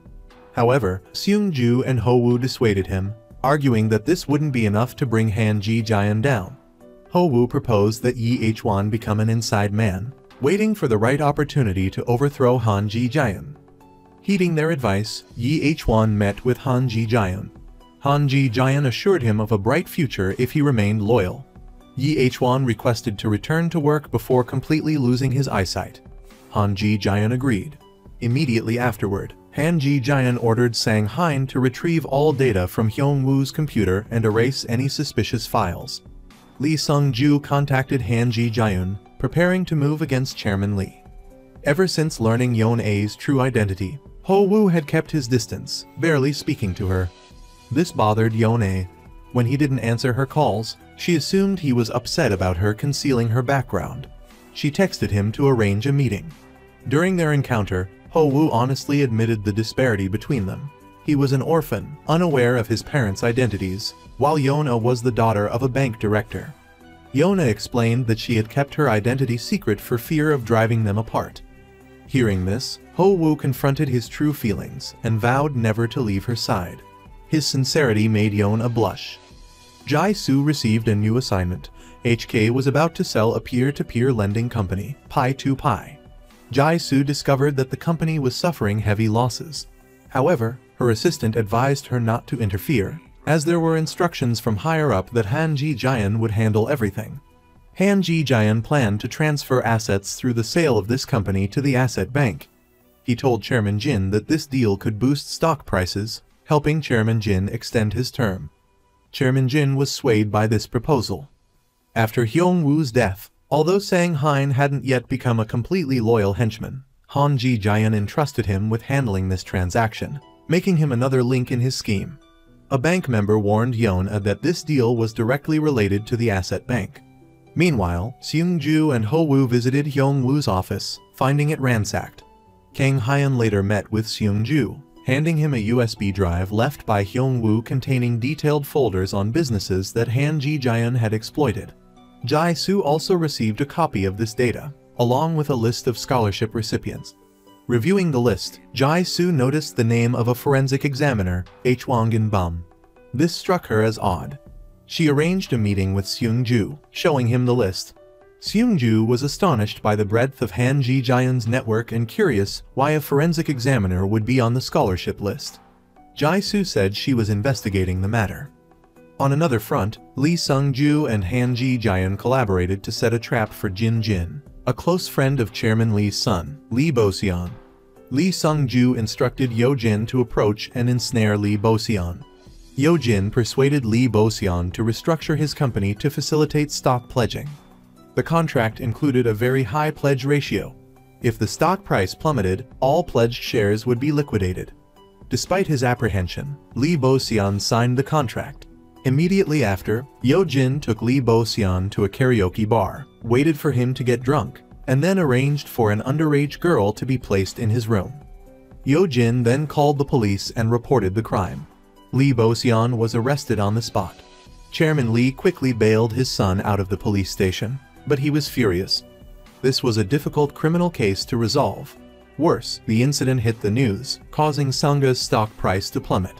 Lee Bo-seon's shares were completely liquidated, and the buyer was Lee Sung-ju. With these shares, Lee Sung-ju became the largest shareholder, taking complete control of the Sanga Group. Not stopping there, Lee Sung-ju reported Chairman Lee's wrongdoings to the authorities. Soon after, Chairman Lee was arrested, and Lee Sung-ju officially became the new chairman of the group. Ho-woo received an international package. Inside was a key. He followed the clue to the delivery company and, with Yo-jin's help, reviewed the surveillance footage. They discovered the sender was Hyung-woo. Ho-woo shared his confusion with Seung-ju. Why did Hyung-woo leave such a riddle? Seung-ju, understanding Hyung-woo well, explained that he both wanted Ho-woo to find the answer and hoped he wouldn't. Either way, he wanted Ho-woo to understand the ultimate meaning. Finally, Ho-woo went to Hyung-woo's old locker from when he first started working and discovered the answer. Ho-woo returned home and opened the file. Inside were recordings of all the meetings between Han Ji-jaeon and Hyung-woo, arranged by date. He listened to the recordings while reviewing documents and found Uncle Jang's real autopsy report. When he played the relevant recording, Ho-woo heard Han Ji-jaeon ordering Hyung-woo to take care of Uncle Jang. The real autopsy report also confirmed the cause of death was a stab wound to the artery, not a fall. Meanwhile, Jae-soo sought out Hwang-in-bum, a retired forensic doctor. Hwang-in-bum, now living with alcoholism, revealed that he had been threatened by Han Ji-jaeon years ago and forced to change Uncle Jang's autopsy report from homicide to suicide. At the same time, Han Ji-jaeon retrieved another phone from his safe and made a call. After the call, his expression turned grim. Ho-woo and Jae-soo met to share their newly discovered information. Both felt guilty for not stopping Han Ji-jaeon's actions sooner. Ho-woo declared he would make Han Ji-jaeon pay. Meanwhile, Jae-soo narrowly escaped death. It turned out Han Ji-jaeon had sent someone to the hotel to eliminate her. When Seung-ju arrived, Jae-soo's room was ransacked. A fierce fight ensued between Seung-ju and the assassin. Jae-soo returned, witnessed the scene, and was stunned. The assassin, unable to defeat Seung-ju, tried to take Jae-soo hostage, but Seung-ju, unarmed, engaged and subdued him, forcing him to flee. Seung-ju told Jae-soo to change locations immediately as it was no longer safe. The next day at the office, Ho-woo noticed the injury on Seung-ju's hand and learned about Han Ji-jaeon's attempt on Jae-soo's life. Soon after, Yona arrived at the office, reporting that Han Ji-jaeon was making a deal with Jisun Bank. Ho-woo added that Han Ji-jaeon was selling a company called Pi to Pi to the bank, and through observing Sang Hyun's actions, he believed there was an ulterior motive to the deal. After work, Ho-woo happened to see Han Ji-jaeon talking to a stranger. He quickly took a picture. Ho-woo and Jae-soo went to take Jae-soo home to reunite with her family and asked them to help arrange a safer place for her to stay. After investigating, he discovered the man was a high-ranking official within the Financial Supervisory Service FSS. The team gathered to discuss and try to unravel Han Ji-jaeon's true scheme. However, they lacked sufficient evidence. Seung-ju decided to participate in the bidding process. He believed that by identifying a company intending to acquire the P2P lending company, they could expose Han Ji-jaeon's plan. At that moment, Kang Hyun appeared and offered to have his asset management company join the bid. Kang Hyun, unwilling to see a repeat of Hyung-woo's tragedy, was determined to stop Han Ji-jaeon. Meanwhile, Han Ji-jaeon called the FSS official and implied that the P2P company's losses shouldn't be a concern. The official understood the implication and promised to turn a blind eye in exchange for continued support. Han Ji-jaeon also gave the official a patent. Ho-woo's team finally obtained the P2P company's financial reports. They discovered that the company had been using a Ponzi scheme for a long time, with the deficit growing larger, turning the company into a ticking time bomb. and Xiang Yon and Kang Haiyan also joined the investigation. With her experienced auditor's eye, and Xiang Yon immediately pointed out that if Jisun Bank acquired the company, the bank's BIS Bank for International Settlements ratio would be negatively impacted. The BIS ratio measures a bank's risk-weighted assets against its capital. If this ratio is affected, the bank faces the risk of liquidation. Ho Wu also revealed Han Ji-jian's connection to the FSS. Finally, the team realized Han Ji-jian's true intention to take over Jisun Bank. He was planning to acquire the bank under his own name. Yona immediately informed her father of the situation. However, he didn't say much and hung up because he was talking to Han Ji-jian. Ho Wu told Seung-ju the truth about Uncle Jang's death, leaving Seung-ju completely devastated. In his despair, he sought out Jai-su to apologize again. She advised Seung-ju not to act rashly because Han Ji-jian was ruthless and manipulative. But Seung-ju didn't listen. He immediately confronted Han Ji-jian. Han Ji-jian denied the murder, claiming there was no evidence against him. He coldly stated that the chairman position he was striving for was meant for Seung-ju. However, Seung-ju was unmoved, asserting that he didn't want to be the son of a murderer. Han Ji-jian finally issued a chilling warning. "The luckiest thing in your life, Seung-ju, is being my son." Their father-son relationship was completely shattered. At this point, Yona called Seung-ju with the news that Jisun Bank had officially completed the acquisition of the P2P company. Elsewhere, Lanu obtained documents about Ho Wu. Upon closer examination, he uncovered a shocking truth and decided to meet with Ho Wu to reveal it. At the meeting, Lanu stated directly that he knew Ho Wu stayed to seek revenge against Han Ji-jian. Then, he delivered a bombshell. Ho Wu's parents were also victims of Han Ji-jian. Lanu explained that 20 years prior, Ho Wu's father was a construction site manager at Sangha Group. He discovered Chairman Lee embezzling funds, leading to cutbacks in materials and jeopardizing the building's structural integrity. At that time, Han Ji-jian, as an accountant, falsified the books to cover up the incident. Ho Wu's father repeatedly appealed for reinforcements to the structure, but was ignored. Finally, he decided to expose the situation by contacting the media. During a site inspection, he discovered that the building's cracks were worsening. Ho Wu, still a child, accompanied his mother to find his father. Meanwhile, Han Ji-jian, realizing the danger, exited the building just as the cracks widened, causing it to collapse. Ho Wu, as a child, witnessed his parents being buried alive, unable to do anything. After learning this truth, Ho Wu lost control and sought out Han Ji-jian for a direct confrontation. However, Han Ji-jian calmly denied all accusations, claiming there was no evidence. He even mocked Ho Wu's helplessness. Ho Wu, driven mad but powerless, returned in a state of despair. He wandered the streets and ran into a group of thugs. Fortunately, Lin and He-sam arrived just in time and took him home. However, Ho Wu then fell into a gloomy silence, causing Lin great worry. Yon sought out Chairman Jin to clarify why he agreed to participate in Han Ji-jian's deal. Although he knew it was a trap, Chairman Jin couldn't hide his helplessness, admitting that Han Ji-jian had him by the throat with the evidence he possessed. He was forced to cooperate, despite his deep regret. Everyone was worried, but Seung-ju sat calmly by the lake. Time seemed to stand still. Suk-min told him to return and manage the situation, but Seung-ju simply replied that there was no need to worry too much. The bank wouldn't collapse that quickly. He needed some time to think clearly. Seung-ju thought all night and finally found a way forward. He contacted everyone and began assigning tasks. Some accountants were eating at a restaurant and talking about Hyung Woo. Rumors were circulating within the industry that Han Ji-jian had ordered a murder. An old man nearby overheard Han Ji-jian's name and immediately took notice. It turned out this old man was the chairman of Teal. He decided to look for Xiang Yon. He was very observant and suspected the girl working at the coffee shop was involved. He began following her at the bus stop near her home and managed to approach her. Ho Wu hadn't been to the company for days, and Yon couldn't contact him either. Grandmother Yo Jin was very worried, constantly sending him voice messages. At this time, Ho Wu was like a ghost wandering the streets. Yi Hwan told Sang Haiyan that Han Ji-jian had enough money to buy the bank. This seemed unbelievable to him, so he decided to investigate the companies Han Ji-jian managed.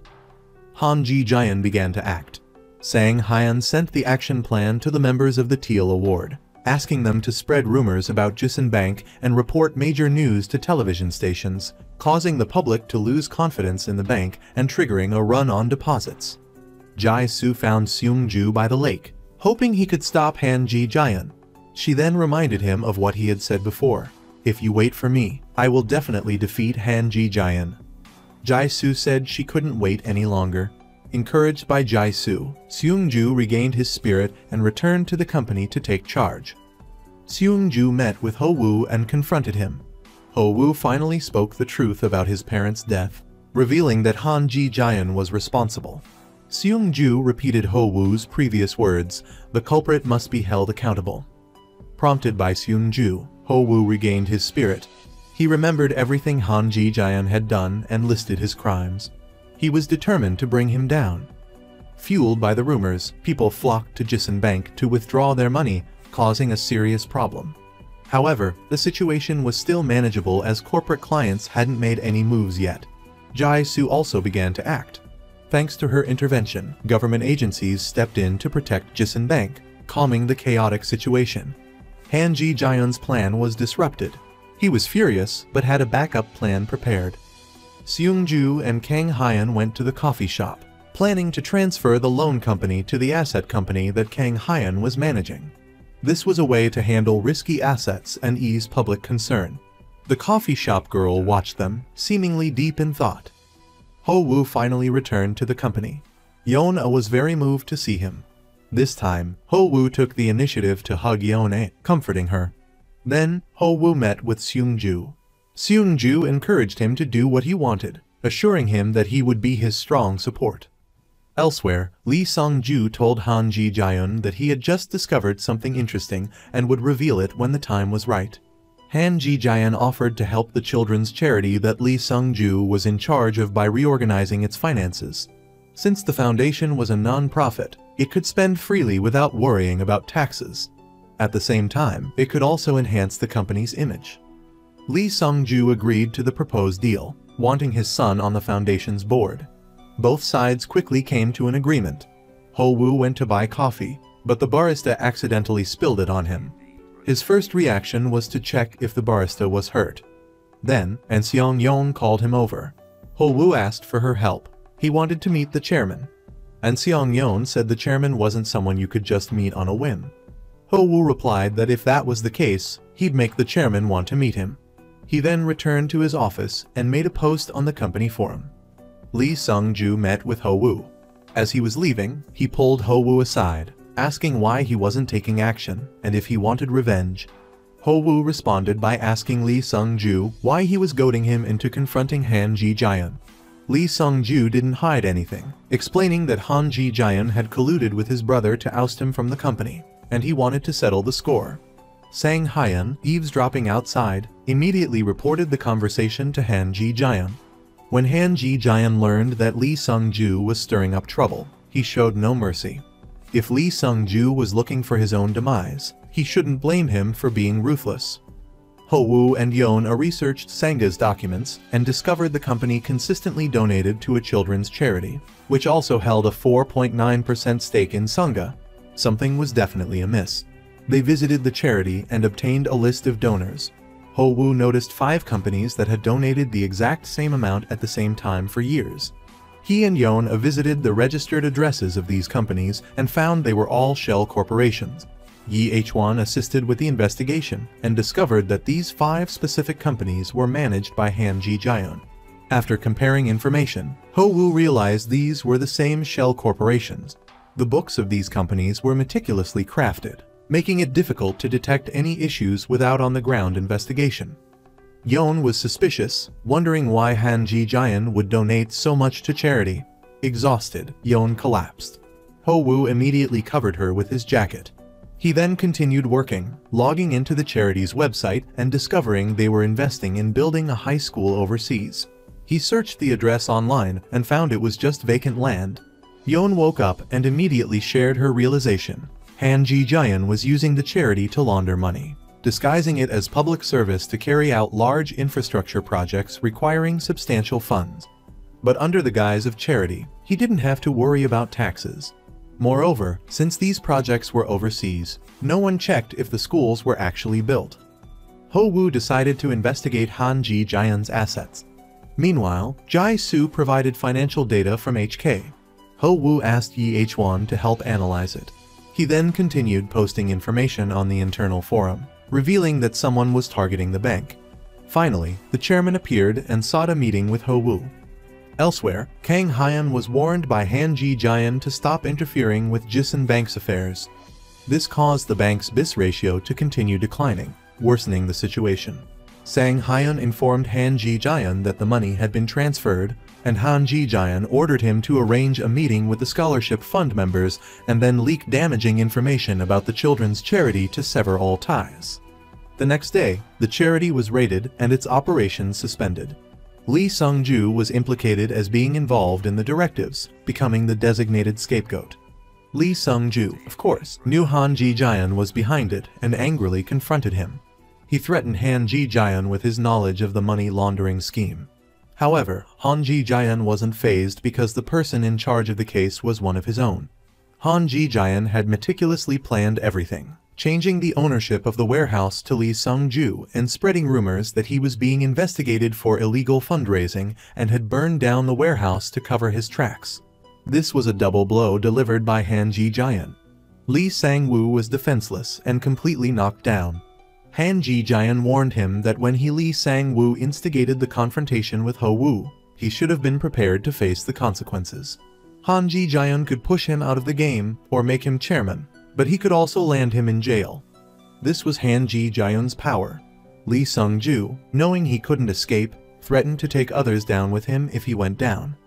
After dealing with Lee Sung-ju, Han Ji-jian set his sights on Jisun Bank. He ordered companies to withdraw their funds and spread the news. Once companies started moving their money, the situation would spiral out of control. As more companies and individuals withdrew their deposits, the bank run would directly lead to Jisun Bank's collapse. The bail ratio had now dropped below 8% to 6.91%, meaning Jisun Bank had become a project in need of liquidation. Seung-jo finally realized that the loan company was just bait, and the real danger was the ultimate target.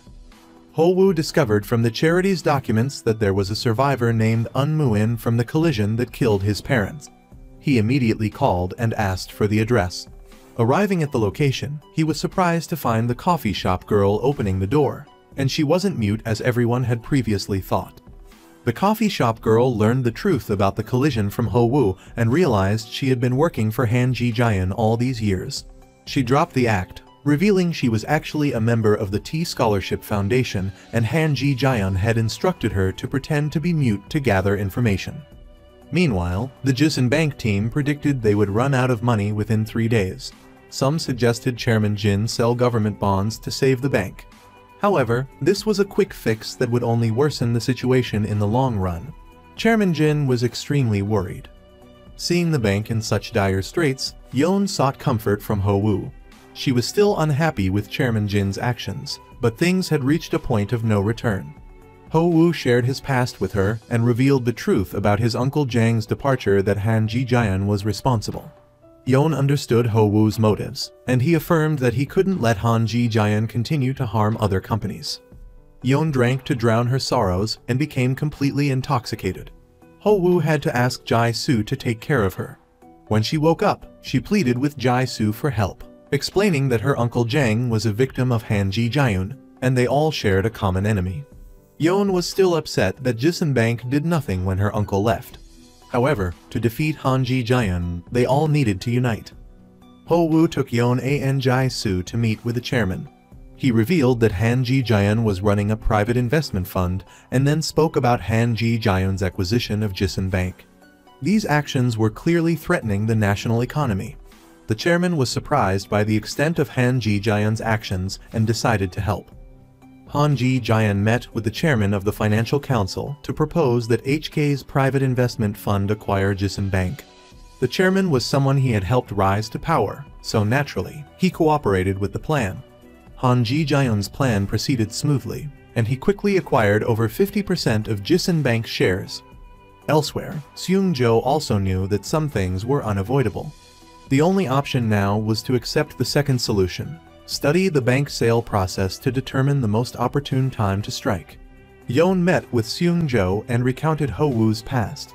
People were eavesdropping outside the door. Ho-woo's true purpose for coming to Teal finally became clear. A small meeting was held, and they decided to dedicate their after-work hours to tackling the Jisun Bank issue. Seung-jo devised a viable solution to save the bank. The most effective way was to offset the deposit deficit. If other banks could offer generous assistance, they could overcome the crisis. This was because individuals and businesses withdrawing money from Jisun Bank would deposit it into other banks. A colleague's misfortune was their good fortune. Jisun Bank's failure would benefit other banks, as their deposit rates would increase.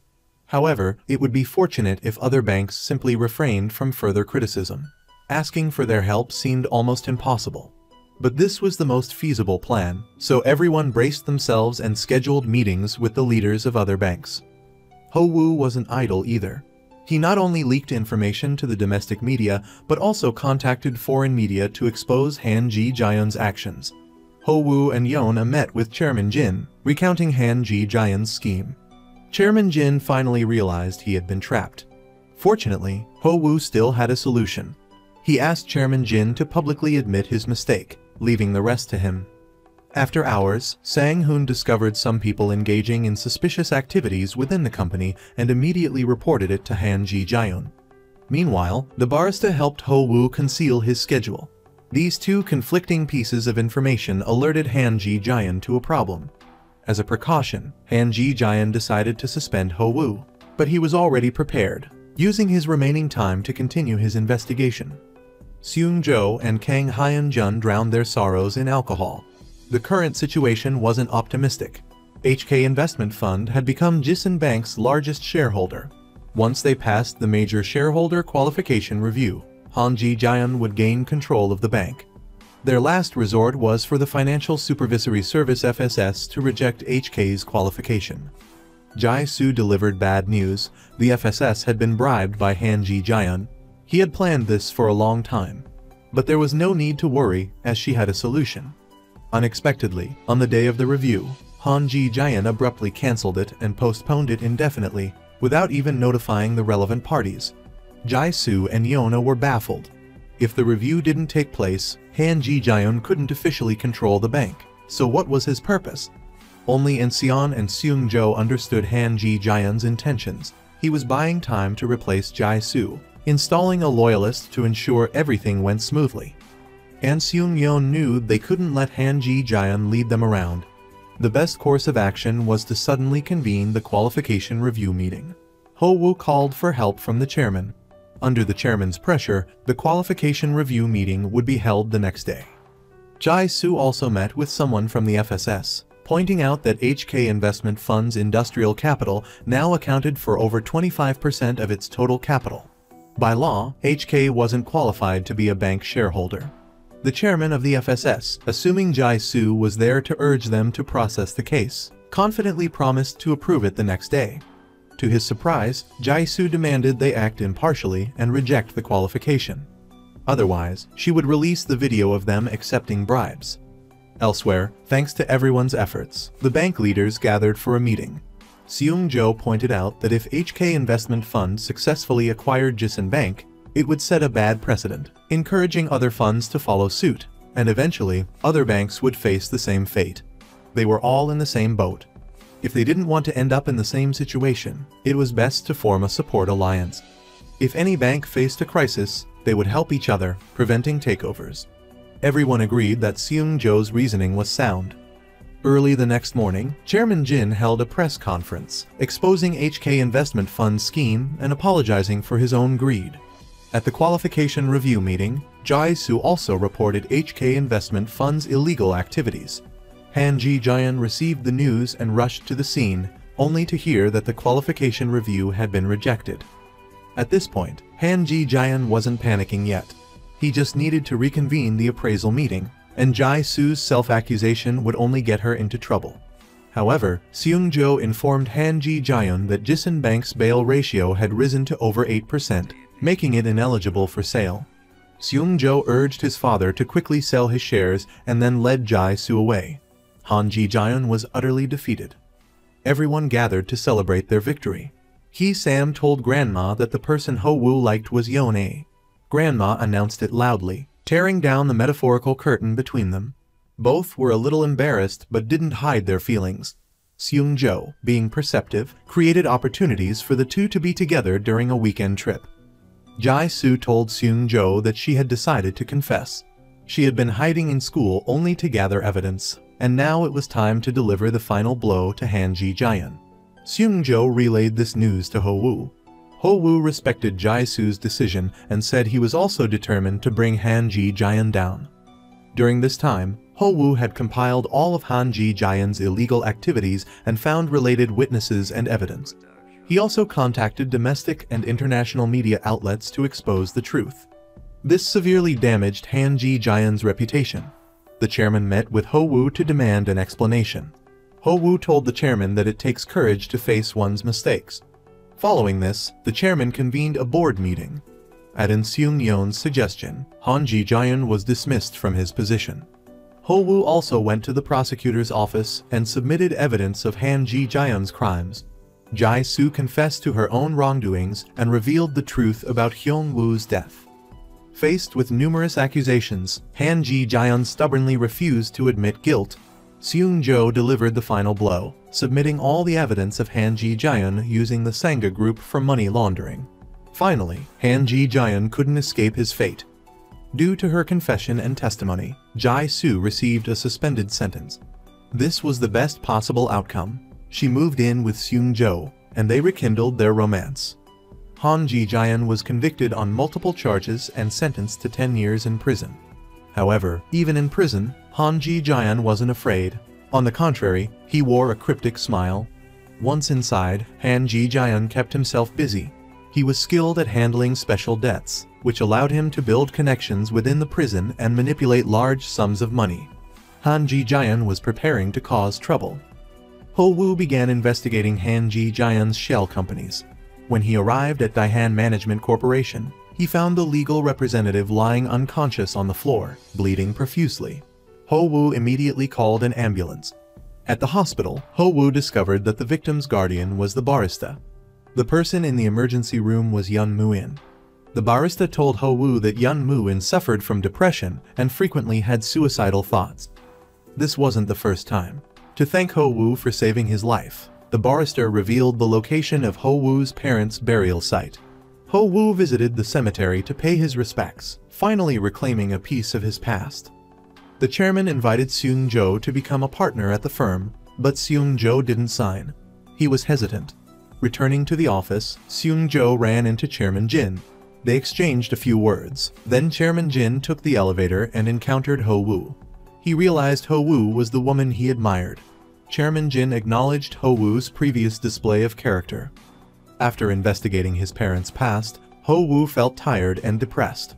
Sang-woo noticed his unusual demeanor and encouraged him to stay strong. Yeon sensed something was wrong with Ho-woo during their date. She proactively asked him what was happening. Ho-woo confessed that he felt lost because avenging his parents hadn't brought him the peace he expected. Instead, he felt empty and unsure of what to do next. Yeon held Ho-woo's hand, gently assuring him that she would always be by his side as they navigated the future together. Meanwhile, Jae-soo took Seung-jo to meet her grandmother. The grandmother warmly welcomed them and, in her role as an elder, playfully inquired about how many grandchildren they planned to have. This caught Seung-jo, who was formally meeting her family for the first time, completely off guard and flustered. Yo-jin arranged another meeting with Yeon-a. Worried that Ho-woo might be taken advantage of, she decided to confront Yeon-a directly. This time, she changed her usual style, opting for an elegant dress. When they met, Yo-jin didn't beat around the bush. "With your background," she asked, "why choose someone like Ho-woo?" Yeon-a calmly replied, "As the daughter of a bank director, I've gained much but also lost a lot. I've never had someone truly by my side. You, on the other hand, have had that since childhood and don't realize how precious it is." Yo-jin reflected on her years growing up with Ho-woo and realized the truth in Yeon-a's words. In that moment, her guard dropped, and the two began to form a genuine friendship. At the same time, Ho-woo sensed something amiss with the Jihan Corporation. After receiving a call from the prosecutor, His suspicions were confirmed. He went to Seungjo, sharing his discovery. Jihan appeared to be a large import-export company, but their financial reports showed no labor costs. This indicated fraudulent accounting, and the only person capable of such sophisticated manipulation was Han Ji-jaeon. The prosecutor also presented their analysis of the financial reports, confirming that Han Ji-jaeon was using the company to launder a massive amount of money overseas. However, Ho-woo was still unsure of Han Ji-jaeon's ultimate goal. Moments later, a news report on television provided the answer. Hai Truong-bak Bank had officially declared bankruptcy due to a massive bank run. Seungjo also saw the news. Acquiring a foreign bank like Hai Truong-bak would significantly reduce legal hurdles. A feeling of unease settled over him. Han Ji-jaeon hadn't filed an appeal.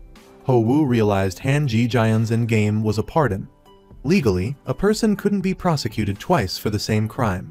If he served a short sentence, a pardon would allow him to walk free. Sure enough, news soon arrived that Han Ji-jaeon had been pardoned. The news rendered all their previous efforts seemingly pointless and futile. Ho-woo and Seungjo went to Jihan Corporation. They finally understood Han Ji-jaeon's scheme. The money laundered through Jihan had financed the acquisition of Hai Truong-bak. When Seungjo returned to his company, he found Sang-hoon still working for Han Ji-jaeon. Seungjo urged him to stop working for such a corrupt individual, but Sang-hoon ignored him and continued to report to Han Ji-jaeon. Sang-hoon informed Han Ji-jaeon that Jae-soo had officially left HK, and the banking alliance Seungjo had established was operating with superior stability compared to other banks. Therefore, Han Ji-jaeon had chosen Ho-soo Bank, a bank outside the alliance, as his next target.